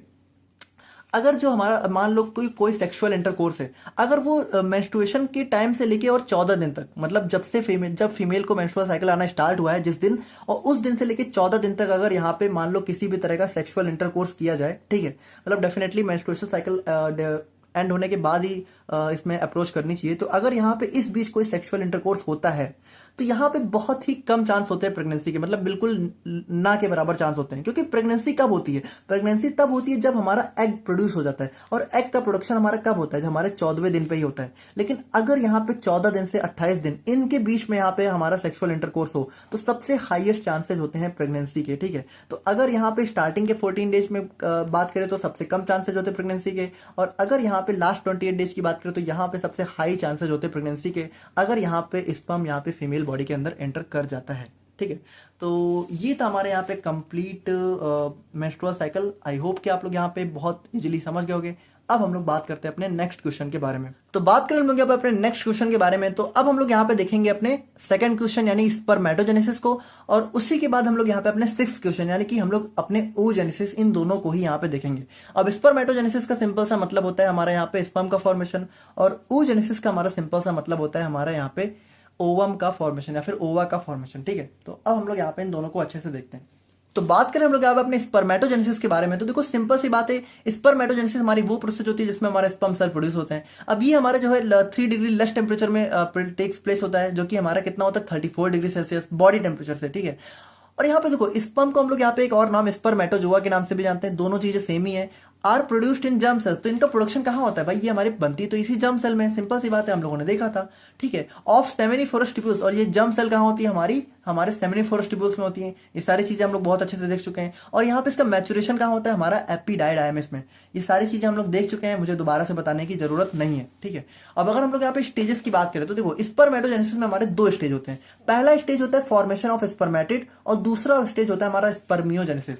ध्यान से सुनो, देखो पहला स्टेज होता है हमारा फॉर्मेशन ऑफ स्पर्मेटिड। ठीक है, तो देखो स्पर्म हमारा डायरेक्ट नहीं बनता है, सबसे पहले हमारा बनता है स्पर्मेटिड, और इस स्पर्मेटिड से हमारा फाइनली बनता है स्पर्म। ठीक है, तो देखो यहाँ पे ये जो स्पर्मेटिड का फॉर्मेशन है, इस स्टेज को हम लोग बोलते हैं फॉर्मेशन ऑफ स्पर्मेटिड, और स्पर्मेटिड से स्पर्म का जो फॉर्मेशन है, इस स्टेज को हम लोग बोलते हैं स्पर्मियोजेनेसिस। ठीक है, इस स्पर्मियोजेनेसिस मतलब इसका मतलब होता है स्पर्मेटिड से हमारा स्पर्म का फॉर्मेशन। अब स्पर्मेटिड क्या होती है? देखो स्पर्मेटिड हमारी सिंपल एक नॉर्मल सेल की तरह होती है। ठीक है, और स्पर्म क्या होता है? स्पर्म में हमारा क्या होता है? ये जो नॉर्मल सेल है ये हमारा जो है कह सकते हो हमारे जो है एक स्पर्म के टाइप में कन्वर्ट हो जाती है, मतलब इसके अंदर हमारा टेल वगैरह का फॉर्मेशन स्टार्ट हो जाता है। तो यही होता है हमारे यहाँ पे फॉर्मेशन। बाकी हम लोग देखें तो सबसे पहले हम लोग देखते हैं अपने स्पर्मेटिड को। अब इसके अंदर हमारे 3 फेस होते हैं, मल्टीप्लीकेशन, ग्रोथ एंड मैच्योरेशन। तो इसको हम लोग यहाँ पे बहुत अच्छे से अपने फिगर के थ्रू समझते हैं। तो देखो यहाँ पे होता क्या है, जो हमारी कह सकते हो ये जो हमारी जर्म सेल्स होती हैं, ठीक है, मेल्स के अंदर ये जो हमारी जर्म सेल्स होती हैं, तो इन जर्म सेल्स के अंदर ना सबसे पहले हमें देखने को मिलता है हमारे एक स्पर्मेटोगोनियम सेल्स। ठीक है, तो यहाँ पे स्पर्मेटोगोनियम सेल्स क्या होती है? यही हमारी वो सेल होती है जो कि यहाँ पे डिवाइड होकर हमारा स्पर्म का फॉर्मेशन करती है। तो आप लोग ध्यान से सुनना। अच्छा देखो यहाँ पे आप लोग को एक कॉन्सेप्ट छोटा सा पता होना चाहिए कि हमारे यहाँ पे 2 टाइप की सेल्स होती हैं। एक होती है हमारी डिप्लॉइड सेल्स, ठीक है, एक होती है हमारी डिप्लॉइड सेल्स, और एक होती है हमारी हैप्लॉइड सेल्स। अब देखो यहाँ पे ध्यान से सुनो, हमारी बॉडी में जितनी भी सेल होती हैं वो सारी की सारी डिप्लॉइड सेल्स होती हैं। डिप्लॉइड सेल्स का मतलब यहाँ पे जिनके अंदर हमें यहाँ पे 2n क्रोमोसोम्स देखने को मिलते हैं। 2n क्रोमोसोम्स का मतलब होता है जिनके अंदर हमें यहाँ पे 23 पेयर्स ऑफ क्रोमोसोम देखने को मिलते हैं। 23 पेयर्स का मतलब हमारे टोटल 46 क्रोमोसोम देखने को मिलते हैं। तो यहाँ पे देखो जितनी भी हमारी बॉडी सेल्स है जिनके अंदर 46 क्रोमोसोम होते हैं, इनको हम लोग बोलते हैं डिप्लॉइड सेल, और इनको हम लोग जनरली डिनोट करते हैं 2n से। लेकिन हमारी बॉडी के अंदर हमारी होती है 2 टाइप की हैप्लॉइड सेल्स। फीमेल्स के अंदर इन हैप्लॉइड सेल्स को बोलते हैं हम लोग ओवा, ठीक है, और मेल्स के अंदर इस हैप्लॉइड सेल्स को हम लोग बोलते हैं स्पर्म। अब इसकी खासियत क्या होती है? सबसे पहली बात, इसको हम लोग डिनोट करते हैं 1n से, ठीक है, और ये हमारी देखने को मिलती है सिर्फ जो है 23, मतलब 23 पेयर नहीं, सिर्फ और सिर्फ 23 मतलब इसके अंदर क्रोमोसोम देखने को मिलते हैं। और यही होता है इसका सबसे इंपॉर्टेंट चीज कि यहाँ पे क्या होता है, हमारे क्रोमोसोम नंबर जो है हाफ हो जाते हैं, और इस सेल्स को हम लोग बोलते हैं हैप्लॉइड सेल्स। और ये कौन कौन सी होती है? हमारी ओवा एंड स्पर्म, ठीक है, तो ओवा में स्पर्म जो होते हैं ये हमारी हैप्लॉइड सेल्स होती हैं, और इनके अंदर हमें जो है सिर्फ 23 क्रोमोसोम देखने को मिलते हैं। और ऐसा क्यों होता है अगर हम लोग इस चीज को देखें? ऐसा इसलिए होता है क्योंकि देखो भाई क्या होता है, ये जो ओवा है और ये जो स्पर्म है भाई, यही दोनों तो कंबाइन करके हमारा जाइगोट बनाते हैं, मतलब यही दोनों। तो अगर मान लो हमारे इस ओवा के अंदर भी 46 क्रोमोसोम हो और अगर इस स्पर्म के अंदर भी 46 क्रोमोसोम हो, तो जब ये दोनों कंबाइन करेंगे तो जो जाइगोट बनेगा इसके अंदर कितने क्रोमोसोम हो जाएंगे भाई? इसके अंदर तो टोटल हमारे यहाँ पे 90 कह सकते हो हमारे कितने 92 क्रोमोसोम हो जाएंगे ना। तो ये 92 क्रोमोसोम हो जाएंगे ना, तो ये तो बिल्कुल गड़बड़ हो जाएगा। 92 क्रोमोसोम एग्जिस्ट ही नहीं कर सकते। यानी कि हम लोग बात करें तो ये देखो, ये इसके अंदर 23 क्रोमोसोम क्यों होते हैं, क्योंकि ये जो एओम है ये इसके अंदर के 23 और ये जो स्पर्म है इसके अंदर के 23, ये दोनों कंबाइन करके जब जाइगोट बनाते हैं तो जाइगोट के अंदर हमें फाइनली कितने 46 क्रोमोसोम देखने को मिल जाते हैं, और ये हमारा एक प्रॉपर डिप्लॉयड सेल में कन्वर्ट हो जाता है। यानी देखो, ये जो ओवा है ये हमारी एक हेप्लॉइड सेल हो गई, स्पर्म हमारा हेप्लॉइड सेल हो गई, और ये दोनों मिलकर जब जाइगोट बनाए तो जाइगोट हमारी एक डिप्लॉइड सेल हो गई। तो इसीलिए हमारी ये जो है हेप्लॉइड सेल्स देखने को मिलती है। तो अगर हम लोग स्पर्मेटोगोनियम की बात करें तो ये हमारी एक डिप्लॉइड सेल ही होती है, ठीक है। मतलब ये फाइनली जब स्पर्म में कन्वर्ट होगी तब तो ये हेप्लॉइड हो जाएगी, लेकिन पहले ये डिप्लॉइड सेल ही होती है। मतलब इसके अंदर हमारे 46 क्रोमोसोम होते हैं, 2n, ठीक है। तो सबसे पहले देखो क्या होता है, सबसे पहले यहाँ पे इनका सेल डिवीजन होता है किसके थ्रू, माइटोसिस के थ्रू।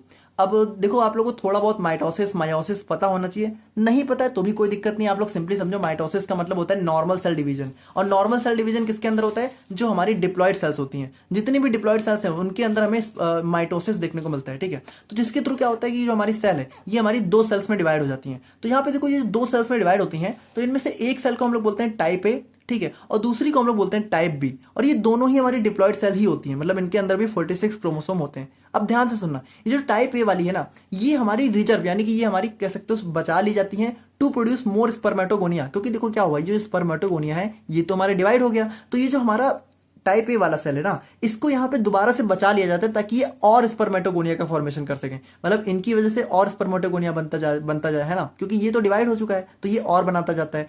और ये जो दूसरी वाली टाइप बी सेल्स होती हैं, ये क्या करती हैं, ये हमारे इंटर कर जाती हैं किसमें, ये हमारी इंटर कर जाती हैं माइटोसिस में। मतलब इनके अंदर फिर से हमें माइटोसिस देखने को मिलता है। अब माइटोसिस में क्या होता है, सिंपली समझो कि एक सेल हमारी 2 सेल में सिंपली डिवाइड हो जाती है, और यहाँ पे जो दोनों सेल बनती हैं वो दोनों हमारे यहाँ पे डिप्लॉइड सेल्स ही होती है, जिनके अंदर 2n क्रोमोसोम होते हैं। तो यहाँ पे देखो, ये जो हमारी टाइप बी सेल्स हैं ये हमारी माइटोसिस के अंदर गई। अब देखो यहाँ पे हम लोगों ने क्या, हम लोग देख रहे हैं कि एक ही सेल है, तो यहाँ पे देखो ये जो दूसरी वाली सेल है, देखो ये जो दूसरी वाली है इसको हम लोगों ने नहीं दिखाया है, क्योंकि इतना हम लोग दिखाएंगे तो फिगर में समझा नहीं पाएंगे। बाकी समझो कि है दोनों सेल, ऐसा नहीं है कि सिर्फ यही है दोनों, लेकिन हम लोगों ने एक ही को दिखाया है, तो हम लोग इस एक को आगे लेके चलते हैं, ठीक है। तो ये जो एक सेल बनी है ना, इस सेल को हम लोग बोलते हैं प्राइमरी स्पर्मेटोसाइट। ध्यान से सुनना, ठीक है, कि जब हमारी टाइप बी सेल्स, ठीक है, ये हमारी डिवाइड होती है तो इसको हम लोग बोलते हैं प्राइमरी स्पर्मेटोसाइट, और ये भी हमारी एक टाइप की डिप्लॉइड सेल होती है, इसके अंदर हमें 2n क्रोमोसोम होते हैं। लेकिन अब आप लोग ध्यान से सुनना, अब ये जो हमारी प्राइमरी स्पर्मेटोसाइट है ये हमारी इंटर कर जाती है मियोसिस में। अब ये मियोसिस क्या होता है, तो यहां से देखो, ये जो माइटोसिस है ना, माइटोसिस हमारा वो सेल डिवीजन होता है जिसके अंदर जो हमारी सेल्स बनती हैं वो हमारी डिप्लॉइड सेल्स होती हैं, जिनके अंदर 2n क्रोमोसोम होते हैं। लेकिन ये जो हमारा मियोसिस प्रोसेस होती है, मियोसिस, ये हमारी वो प्रोसेस होती है जिसके अंदर अगर कोई सेल एंटर करती है तो वो बनाती है हैप्लॉइड सेल्स, जिसके अंदर सिर्फ n यानी कि सिंगल 23 क्रोमोसोम ही होते हैं।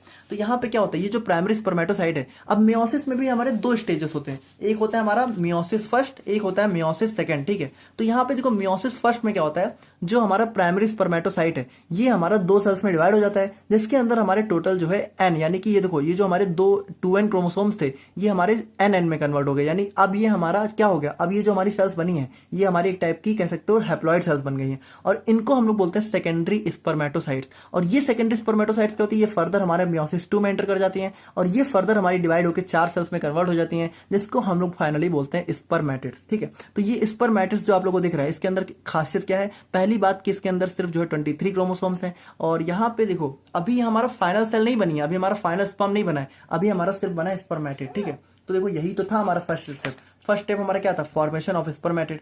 अब हम लोग देखते हैं अपने जो है अच्छा यहाँ पे देखो, ये जो मल्टीप्लीकेशन फेज था, तो देखो ये जो यहाँ से कह सकते हो, देखो ये जो यहाँ से यहाँ तक का फेज था, ठीक है, इसको हम लोग बोलते हैं मल्टीप्लीकेशन। फिर यहाँ से यहाँ तक के फेज को हम लोग बोलते हैं ग्रोथ फेज, ठीक है, और यहाँ से यहाँ तक के फेज को हम लोग बोल देते हैं मैच्योरेशन फेज, ठीक है। तो ये कुछ खास नहीं है। बाकी अगर हम लोग यहाँ पे फाइनली बात करें अपने स्पर्मियोजेनेसिस की, तो स्पर्मियोजेनेसिस में देखो क्या होता है, सिंपल सी बात है कि हमारा क्या होता है, ये जो हमारी स्पर्मेटिड सेल बनी थी, ठीक है, ये जो हमारे 4 स्पर्मेटिड्स बनी थी, तो यही 4 मतलब ये चारों फर्दर क्या होती है, फर्दर यहाँ पे इनका स्पर्मियोजेनेसिस होने लगता है। और देखो अब ये 4 का मतलब ये नहीं कि सिर्फ 4 बनती है, इस तरीके से हमारी बॉडी में बहुत सारे स्पर्म्स बनते हैं, ठीक है, 200 से 300 मिलियन स्पर्म्स बनते रहते हैं, ठीक है। तो अगर हम लोग यहाँ पे बात करें स्पर्मियोजेनेसिस की, तो स्पर्मियोजेनेसिस में क्या होता है, जो हमारा स्पर्मेटिड है वो हमारा स्पर्मेटोजोआ यानी कि स्पर्म में ट्रांसफॉर्म हो जाता है। अब यहाँ भाई ये हमारा फाइनल स्टेज होता है स्पर्मेटोजेनेसिस का। और ये होता कैसे है, तो इसके अंदर देखो चेंजेस क्या क्या होते हैं, मतलब इस स्पर्मेटिड में क्या क्या चेंजेस होते हैं। तो सबसे पहले हमारा जो न्यूक्लियस है वो यहाँ पे कंडेंस हो जाता है, मतलब थोड़ा सा कह सकते हो न्यूक्लियस यहाँ पे जो बिखरा हुआ होता है वो यहाँ पे कंडेंस होकर इकट्ठा हो जाता है। दूसरा हमारे यहाँ पे जो ये हमारी जो सेल्स है ना, तो ये हमारी जैसे सेल्स हमारी क्या होती है, जनरली एक फ्लैट ओवल शेप की होती हैं, लेकिन ये हमारा क्या पॉइंटेड और ओवल शेप में कन्वर्ट हो जाता है। मतलब ये जो हमारी सेल है ये हमारी कुछ इस तरीके से पॉइंटेड और ओवल शेप में कन्वर्ट हो जाती है। उसके बाद यहाँ पे इसके अंदर हम फॉर्मेशन ऑफ एक्रोसोम। तो देखो एक्रोसोम क्या होता है, एक्रोसोम सिंपली हमारी एक टाइप की होती है गोल्गी बॉडी, ठीक है। तो देखो ये जो गोल्गी बॉडीज होती है सेल की, इन्हीं को हम लोग बोलते हैं सिंपली, ये जो गोल्गी बॉडी हमारा जो कह सकते हो स्पर्म में होती है, इसको हम लोग बोलते हैं एक्रोसोम, ठीक है। और इसके अंदर हमारे क्या होता है, इसके अंदर हमारे कुछ कह सकते हो एंजाइम्स होते हैं जो कि हमारा फर्दर हम लोग देखेंगे आगे, अभी हमारा जो है फर्टिलाइजेशन में हेल्प करते हैं, अभी हम लोग देखेंगे कैसे होता है। उसके बाद हम लोग बात करते हैं लॉस ऑफ एक्सेस साइटोप्लाज्म, और जो इनके अंदर कह सकते हो जो एक्स्ट्रा साइटोप्लाज्म था वो लॉस हो जाता है। उसके बाद जो हमारा माइटोकॉन्ड्रिया बिकम स्पाइरल, तो हम लोग देखें तो ये देखो ये आगे चल के फर्दर यहाँ पे इस तरीके से एक्सटेंड होता है। तो इसके अंदर जो माइटोकॉन्ड्रिया है ना, माइटोकॉन्ड्रिया वो हमारा स्पाइरल शेप का हो जाता है। मतलब ये हमारा जो है कुछ इस टाइप का स्पाइरल शेप का देखने को मिलने लगता है माइटोकॉन्ड्रिया। और उसके बाद यहाँ पे बात करें तो हमारा फाइनली जो है इसका मैचुरेशन एंड रिलीज हो जाता है। तो अगर हम लोग स्पर्म का एक स्ट्रक्चर देखें तो यहाँ पे हमें कुछ इस टाइप का स्पर्म स्ट्रक्चर देखने को मिलता है। यहाँ पे देखो फ्रंट में होता है हमारा एक्रोसोम, ठीक है, ये हमारा क्या होता है गोल्गी बॉडी, और उसके बाद हमारा हो गया न्यूक्लियस, फिर हो गया हमारा माइटोकॉन्ड्रिया, और फिर ये हमारी हो गई स्पर्म की टेल, ठीक है। तो ये सबसे इंपॉर्टेंट चीज होती है कि स्पर्म के अंदर हमें टेल भी देखने को मिलती है, और ये हमारा जो है इसको हम लोग फ्लैजला भी ऐसे बोल देते हैं। तो अगर हम लोग देखें तो ये हमारा हेड पार्ट हो गया, ये इतना हमारा नेक पार्ट हो गया, ये हमारा इतना बॉडी पार्ट हो गया, ये हमारा इतना टेल पार्ट हो गया, और ये हो गया हमारा स्पर्म का एक बेसिक स्ट्रक्चर एंड यहाँ पे स्पर्मेटोजेनेसिस। और अब हम लोग यहाँ पे बात करते हैं अपने oogenesis यानी कि ओवम फॉर्मेशन के बारे में। तो बात करें हम लोग यहाँ पे अपने oogenesis या फिर ओवम फॉर्मेशन के बारे में, तो यहाँ पे देखो सिंपल सा इसका मतलब क्या है कि जो हमारा फीमेल गेमेट यानी कि जो हमारा ओवा है उसका फॉर्मेशन होता है इसके थ्रू। और ये हमारा सब देखो बहुत इंपॉर्टेंट चीज है, इसको अभी हम लोग जब देखेंगे तब आप लोग समझोगे कि जो oogenesis है ना ये हमारा एम्ब्रियोनिक स्टेज में ही स्टार्ट हो जाती है। मतलब जब बेबी यहाँ पे मदर के यूट्रस में होता है तभी यहाँ पे उसका ये स्टेज स्टार्ट हो जाती है, ठीक है। अब हम लोग देखेंगे कि जब ये तभी से स्टार्ट हो जाती है तो फीमेल्स के अंदर ये मेंस्ट्रुअल साइकिल जो है कह सकते हो 14 तक, मतलब कि एक सर्टेन एज के बाद क्यों देखने को मिलती है, उससे पहले ही क्यों नहीं हो जाता है, क्योंकि इस ओव्यूलेशन की वजह से ही तो मेंस्ट्रुअल साइकिल होती है। देखो ध्यान से समझो, ओव्यूलेशन अगर ना हो, अगर एग हमारा ना जाए तो मेंस्ट्रुअल साइकिल क्यों हो भाई, ये इसीलिए तो होती है। तो अगर ये एम्ब्रियोनिक स्टेज में स्टार्ट हो जाती है तो फीमेल्स के अंदर मेंस्ट्रुअल साइकिल इतने टाइम बाद क्यों होती है, उनका प्यूबर्टी इतने बाद क्यों आती है, वो सभी चीजें अब हम लोग देखेंगे, ठीक है। The process of oogenesis occurs in the follicular cells, तो वही चीजें हम लोगों ने देखा कि हमारे फॉलिकल्स में देखने को मिलती है ना। अगर हम लोग यहाँ पे देखें तो यहाँ पे देखो एक बहुत इंपॉर्टेंट चीज होती है कि अभी हम लोग देखेंगे कि कैसे क्या होता है। बाकी अगर हम लोग देखें तो अगर हम लोग यहाँ पे बात करें तो देखो जो फीमेल एम्ब्रियो होता है, ठीक है, जब ये मदर की यूट्रस में होता है तो जब यहाँ पे 6 से 7 वीक हो चुके होते हैं, ठीक है, डेवलपमेंट के उसके, तभी से यहाँ पे उसके अंदर oogenesis स्टार्ट हो जाता है। मतलब कि 6 से 7 वीक मतलब यही मान के चलो कि 1 से 1.5 महीने के बाद ही मदर के यूट्रस के अंदर ही, ठीक है, मतलब कि एक प्रेगनेंसी के टाइम ही यहाँ पे उसके अंदर जो है फीमेल एम्ब्रियो के अंदर यहाँ पे हमारा oogenesis स्टार्ट हो जाता है। अब अगर हम लोग बात करें तो देखो जब हमारा एम्ब्रियो कह सकते हो फीमेल एम्ब्रियो यहाँ पे हमारा 20 वीक्स का होता है, ठीक है, तब हमारा उसके अंदर जो है मैं कह सकता हूँ 6 से 7 मिलियन फॉलिकल्स देखने को मिलते हैं, ठीक है। लेकिन अगर हम लोग यहाँ पे बात करें बर्थ की, तो जब हमारा कह सकते हो फीमेल का बर्थ होता है तो बर्थ के टाइम यहाँ पे उसके अंदर सिर्फ 2 मिलियन फॉलिकल्स होते हैं। मतलब यहाँ पे देख रहे हो कि यहाँ पे क्या हुआ, फॉलिकल्स का यहाँ पे डिक्रीज होना स्टार्ट हो गया है। और अगर हम लोग प्यूबर्टी की बात करें, मतलब कि जब यहाँ पे फीमेल के अंदर यहाँ पे मेन प्यूबर्टी स्टार्ट होती है, मेंस्ट्रुअल साइकिल वगैरह स्टार्ट होता है, तब यहाँ पे सिर्फ जो है 60 से 70,000 यहाँ पे कह सकते हो फॉलिकल्स ही देखने को मिलते हैं। और यही फॉलिकल्स पूरे लाइफ टाइम हमें फीमेल्स के अंदर देखने को मिलते हैं। यानी कि अगर हम लोग बात करें तो ये फॉलिकल्स तो फर्दर यहाँ पे डिवाइड होते रहते हैं, लेकिन फॉलिकल्स दोबारा से बनते नहीं है, ये बहुत इंपॉर्टेंट चीज है। अब अगर हम लोग यहाँ पे अपने oogenesis के स्टेजेस की बात करें तो यहाँ पे देखो, अब हम लोग यहाँ पे सबसे पहले इसको देखते हैं तब आप लोग यहाँ पे इसको समझ पाओगे। देखो ये oogenesis बेसिकली होता क्या है कि सबसे पहली बात कि यहाँ पे इसका जो कह सकते हो स्टार्टिंग होता है वो हमारा किस सेल से होता है, वो हमारा होता है प्रीमॉर्डियल जर्म सेल्स, ठीक है। तो देखो ये सबसे पहली बात जैसा हम लोगों ने देखा ये हमारे एम्ब्रियोनिक स्टेज में स्टार्ट हो जाता है। तो एम्ब्रियो के अंदर ही हमारी कुछ जर्म सेल्स होती हैं जिसको हम लोग बोलते हैं प्रीमॉर्डियल जर्म सेल्स, और यहीं से हमारे यहाँ पे oogenesis स्टार्ट हो जाती है। तो सबसे पहले क्या होता है, सबसे पहले ये हमारी डिवाइड हो जाती है और डिवाइड होकर ये कन्वर्ट हो जाती है oogeneum में, ठीक है, या फिर कह सकते हो मतलब कि डिवाइड नहीं होती, डिफरेंशिएट होती है। मतलब कि एक फॉर्म अपने फॉर्म से दूसरे फॉर्म में oogeneum के फॉर्म में कन्वर्ट हो जाती हैं। अब ये जो oogeneum है ध्यान से देखना, ये oogeneum यहाँ पे क्या होता है, ये हमारा यहाँ पे कह सकते हो हमारा जो है डिवाइड होता है, मतलब इसका सेल डिवीजन होता है और ये कन्वर्ट हो जाता है हमारा प्राइमरी oocyte में, ठीक है। अब देखो ये दूसरा वाला हम लोगों ने नहीं दिखाया हुआ है क्योंकि बाकी ये समझो कि हमारा 2 टाइप के होते हैं, ठीक है, दोनों होते हैं क्योंकि 2 सेल डिवीजन जब होता है तो 2 सेल्स बनती है ना। तो हम लोग यहाँ पे इस एक को ही देखते हुए चलते हैं। तो होता क्या है, ध्यान से सुनना, ये जो प्राइमरी oocyte है ना, ये हमारा एम्ब्रियोनिक स्टेज में ही बन गया है। लेकिन ये जो प्राइमरी oocyte है, अब जब ये फर्दर सेल डिवीजन के लिए जाना चाहता है, ध्यान से सुनना, ये जो हमारा प्राइमरी oocyte है, ये जाना तो चाहता है हमारा सेल डिवीजन में, लेकिन जब ये सेल डिवीजन में जाता है तो होता क्या है कि ये हमारा फंस जाता है। क्यों फंस जाता है? क्योंकि ये हमारा फंस जाता है, मतलब देखो, सबसे पहली बात, ये हमारा मियोसिस यानी कि कह सकते हो मियोसिस में जाना चाहता है, लेकिन ये जाना तो चाहता है लेकिन ये जा नहीं पाता, क्योंकि मियोसिस में, अब जैसे हमारा सेल डिवीजन में भी बहुत सारे स्टेप्स होते हैं, जैसे प्रोफेस, मेटाफेस, तो उसी में हमारा एक होता है प्रोफेस। तो मियोसिस में हमारा एक प्रोफेस होता है, इस प्रोफेस में ये जाके फंस जाता है। यानी अगर हम लोग बात करें तो ये जो फीमेल के अंदर जो हमारा प्राइमरी oocyte है, ये हमारा डिवाइड होना तो चाहता है, लेकिन कुछ चीजों की कमी के चलते, कह सकते हो हमारे कुछ हार्मोन्स की कमी के चलते, और हमारा कह सकते हो कि कुछ हमारे फैक्टर्स वगैरह होते हैं जिनकी कमी के चलते ये क्या होता है कि ये हमारा आगे डिवाइड ही नहीं हो पाता है। कब तक? जब तक हमारा फीमेल के अंदर प्यूबर्टी हिट नहीं करती है। तो यहाँ पे देखो, एम्ब्रियोनिक स्टेज तक क्या होता है, हमारा प्राइमरी oocyte का फॉर्मेशन हो जाता है, और इसीलिए हम लोग बोलते हैं कि oogenesis यहाँ पे फीमेल्स के अंदर एम्ब्रियोनिक स्टेज में ही स्टार्ट हो जाती है। लेकिन ये जो प्राइमरी oocyte है, ये हमारा फर्दर डिवाइड नहीं हो पाती है। लेकिन जैसे ही यहाँ पे फीमेल्स के अंदर प्यूबर्टी हिट होती है, यानी कि जैसे उनका मेंस्ट्रुअल साइकिल स्टार्ट होता है, तो होता क्या है कि ये जो हमारा प्राइमरी oocyte है, ये हमारे यहाँ पे फर्दर डिवाइड हो जाती है। किसमें? सबसे पहले तो ये डिवाइड हो जाती है हमारी सेकेंडरी oocyte में। तो देखो, ये जो हम लोगों ने देखा था, हमारा जो सेकेंडरी oocyte था, ठीक है, सेकेंडरी oocyte था, तो ये जो सेकेंडरी oocyte हमारा बन रहा है ना, तो ये हमारा यहाँ पे इस कह सकते हो हमारा वही प्यूबर्टी से स्टार्ट हो जाता है। तो ये डिवाइड होकर सबसे पहले तो कन्वर्ट होती है सेकेंडरी oocyte में। लेकिन यहाँ पे जो दूसरा वाला डिवीजन होता है, देखो जनरली यहाँ पे क्या होता है कि जनरली हमारी जो सेल डिवाइड होती है वो यहाँ पे प्रॉपर 2 सेल्स में डिवाइड होती हैं। लेकिन ये जो हमारा फीमेल का प्राइमरी oocyte है, जब ये डिवाइड होता है तो एक तो ये हमारा प्रॉपर सेल बना देता है, ठीक है, जिसको हम लोग बोलते हैं सेकेंडरी oocyte। लेकिन जो दूसरा वाला बनाता है, ये हमारा थोड़ा सा काफी स्मॉल साइज की होती है, और इनको हम लोग बोलते हैं फर्स्ट पोलर बॉडी। और ये ना, ये हमारी फर्दर क्या होती है, फर्दर हमारी जो है डीजनरेट हो जाती है, मतलब ये फर्दर हमारी आगे चल के खत्म हो जाती है। तो इसीलिए यहाँ पे देखो, अगर आप लोग ध्यान से देखो तो क्या होता है, फीमेल्स के अंदर एग जो है हमें सिर्फ एक ही देखने को मिलता है, जबकि मेल्स के अंदर स्पर्म क्या होते हैं, वो हमारे लाखों करोड़ों स्पर्म देखने को मिलते हैं, जबकि फीमेल्स के अंदर एग सिर्फ एक ही देखने को मिलता है।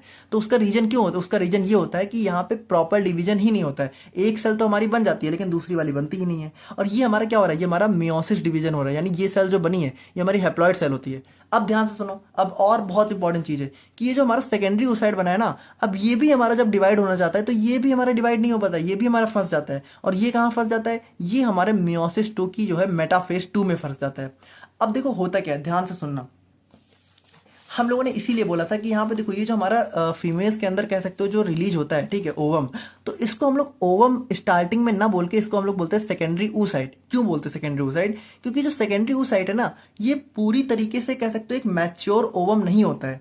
क्यों नहीं होता है? क्योंकि ये जो सेकेंडरी oocyte है ना, ये फर्दर डिवाइड होता अगर, तब तो ये ओवम में कन्वर्ट हो जाता, लेकिन ये फर्दर डिवाइड हो ही नहीं पाता है। क्यों नहीं हो पाता है?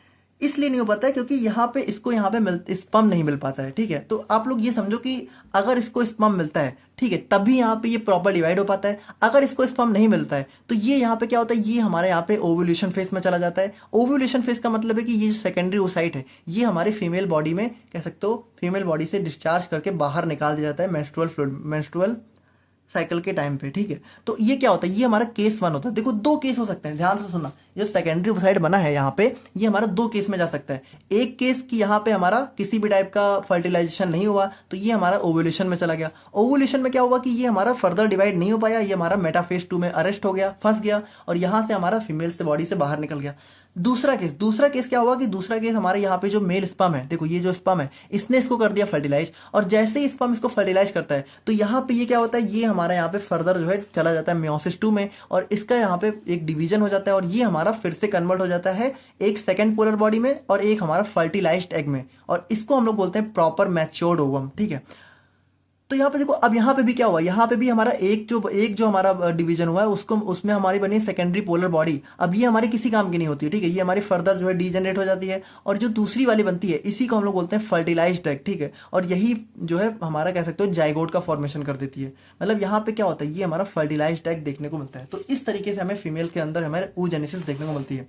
तो मेन oogenesis की बात करूं तो यहाँ पे हमारा सेकेंडरी oocyte तक ही होती है।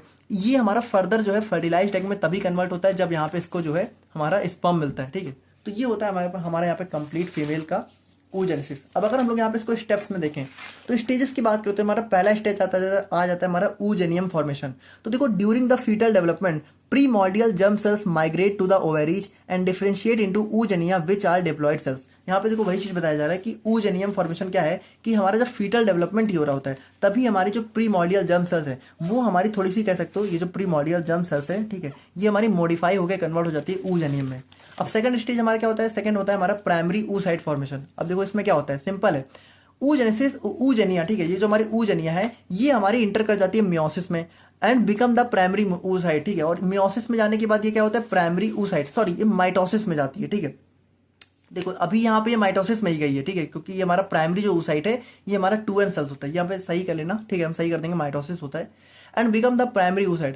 दे start meiosis 1 but suspended at prophase 1 until the puberty. यानी कि ये देखो ये हमारा मियोसिस 1 स्टार्ट तो करती है लेकिन यहाँ पे मेटाफेस उसके प्रोफेस में फंस जाती है और कब तक फंसी रहती है, जब तक यहाँ पे प्यूबर्टी हिट नहीं करती है।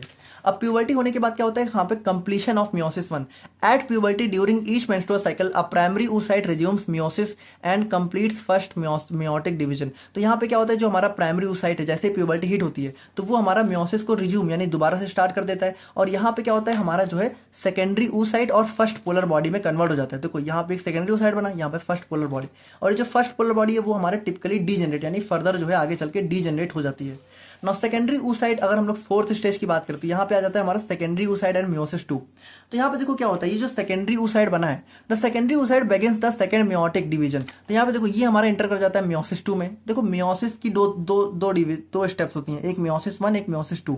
मियोसिस 1 कंप्लीट हो चुका है, अब मियोसिस 2 में क्या हुआ, जो सेकेंडरी oocyte है वो यहाँ पे दोबारा से अरेस्ट हो जाती है, किसमें, मेटाफेज 2 में। It will only complete this division if fertilization अगर, और ये डिवीजन तभी हो पाता है जब यहाँ पे फर्टिलाइजेशन होता है। अगर फर्टिलाइजेशन होता है तो ये डिवीजन हो जाता है, नहीं होता है तो ये सेल डिवीजन नहीं हो पाता है ठीक है। और फाइनली हमारा आ जाता है फर्टिलाइजेशन एंड मियोसिस 2 कंप्लीशन। अब देखो ये कब होता है, ये स्टेप तभी होता है जब यहाँ पे फर्टिलाइजेशन होता है। If fertilisation occurs secondary oocyte completes the meiosis 2 yielding a mature ovum and secondary polar body. और अगर ये कंप्लीट हो जाता है तो हमें यहाँ पे एक फर्टिलाइज्ड एग और एक मैच्योर सेकेंड पोलर बॉडी देखने को मिलती है ठीक है।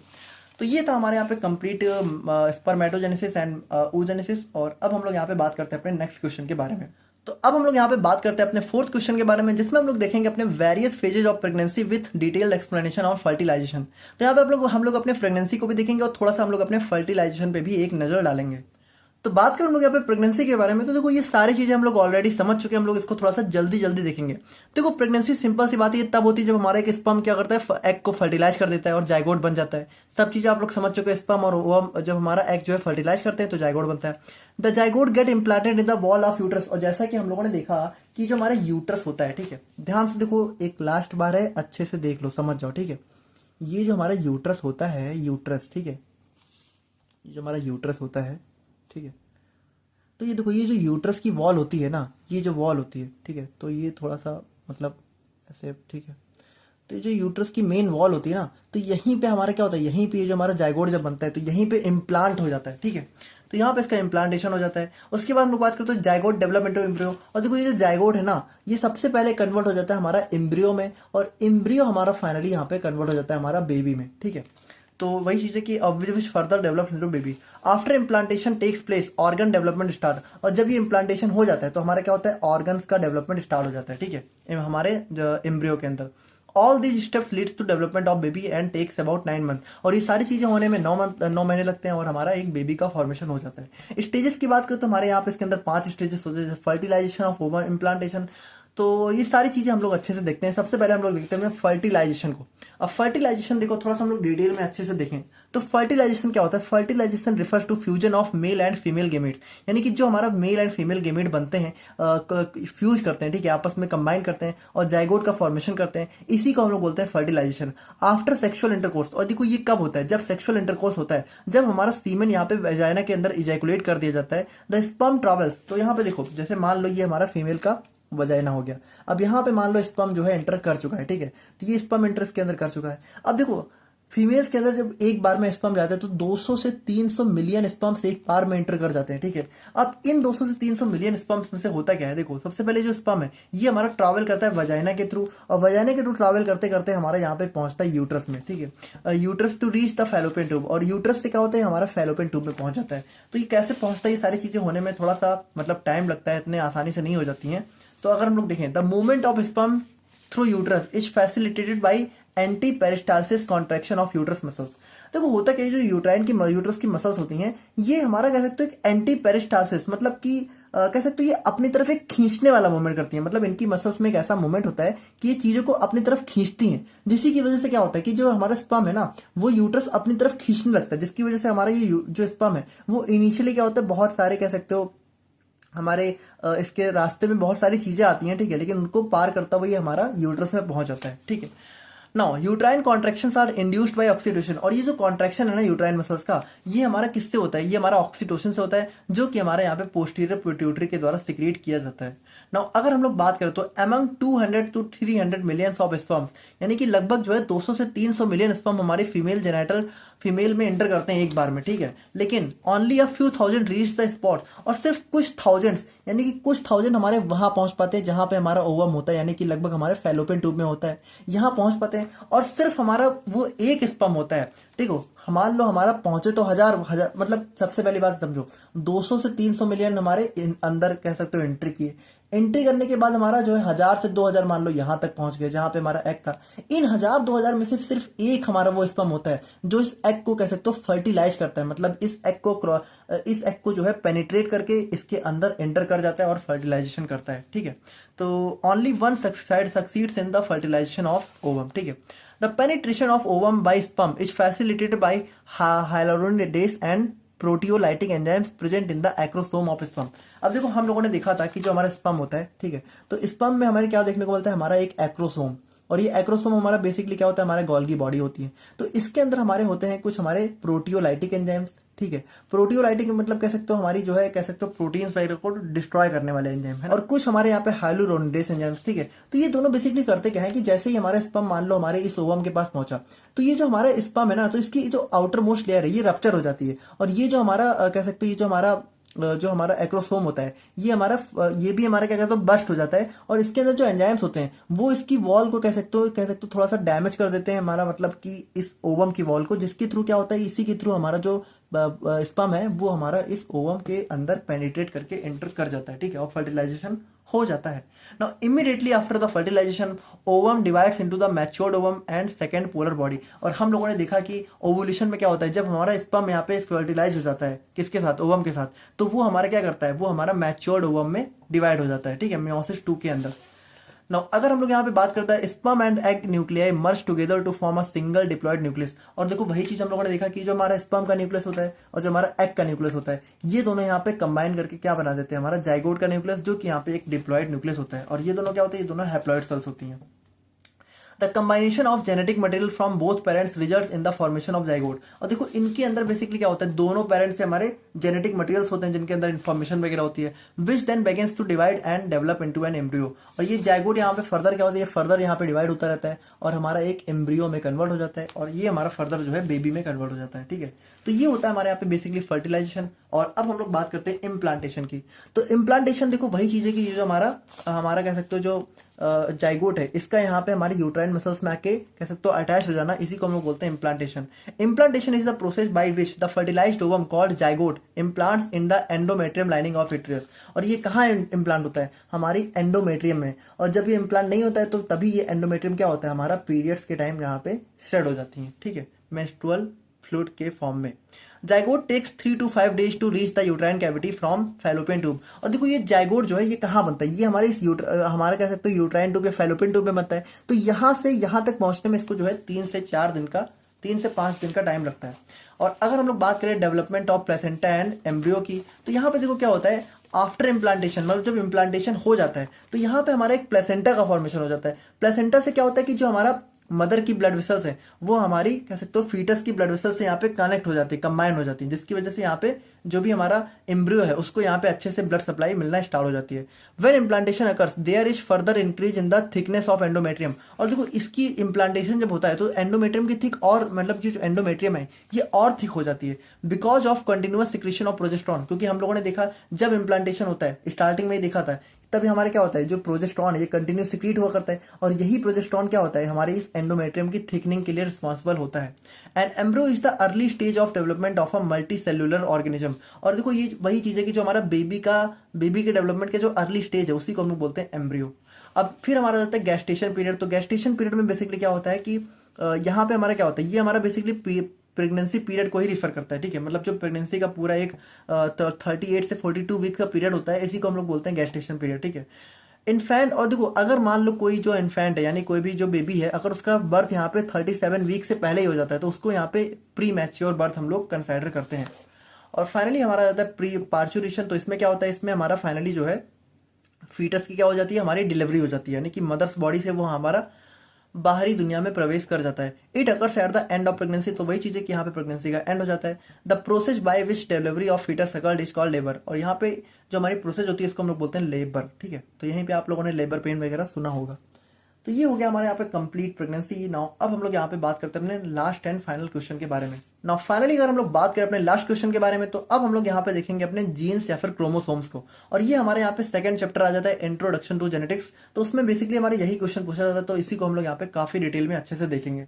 तो बात करें हम लोग यहाँ पे अपने क्रोमोसोम्स के बारे में। तो क्रोमोसोम्स आखिर होते क्या है? Chromosomes are thread like structure composed of DNA and proteins that are found in the nucleus of eukaryotic cells. देखो बहुत ध्यान से सुनो, हम लोगों ने डीएनए का स्ट्रक्चर तो बहुत अच्छे से देख लिया था कहाँ अपने बायोकेमिस्ट्री में। आई होप कि थोड़ा बहुत आप लोगों ने पढ़ रखा होगा, ठीक है। तो डीएनए का स्ट्रक्चर हमारा बेसिकली कुछ इस टाइप से देखने को मिलता है हमारा, है ना। यहाँ पे हमारा जो है कुछ इस टाइप से हमारा डीएनए का स्ट्रक्चर देखने को मिलता है ना।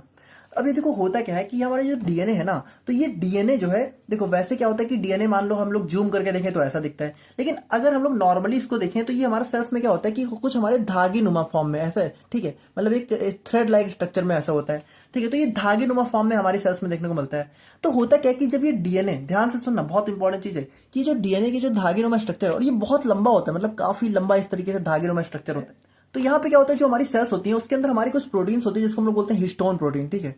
हिस्टोन ही बोलते हैं, एक सेकेंड थोड़ा सा, हाँ हिस्टोन, ठीक है। तो ये हिस्टोन प्रोटीन क्या होता है कि बेसिकली ये हिस्टोन प्रोटीन मान लो कि इसको आप लोग ऐसे समझो कि मान लो ये हमारा जो है कुछ इस टाइप का स्ट्रक्चर देखने को मिलता है, ठीक है। इस टाइप का स्ट्रक्चर जो है जिसके बीच में यहाँ पे क्या होता है कि जिसके बीच में यहाँ पे स्पेस होता है। तो होता क्या है जो डीएनए का धागेनुमा स्ट्रक्चर है, जो थ्रेड लाइक स्ट्रक्चर डीएनए का, ये हमारा इसी हिस्टोन प्रोटीन के आसपास कह सकते हो इस तरीके से बन जाता है, समझ रहे हो। मतलब इस तरीके से हमारे यहाँ बन जाता है।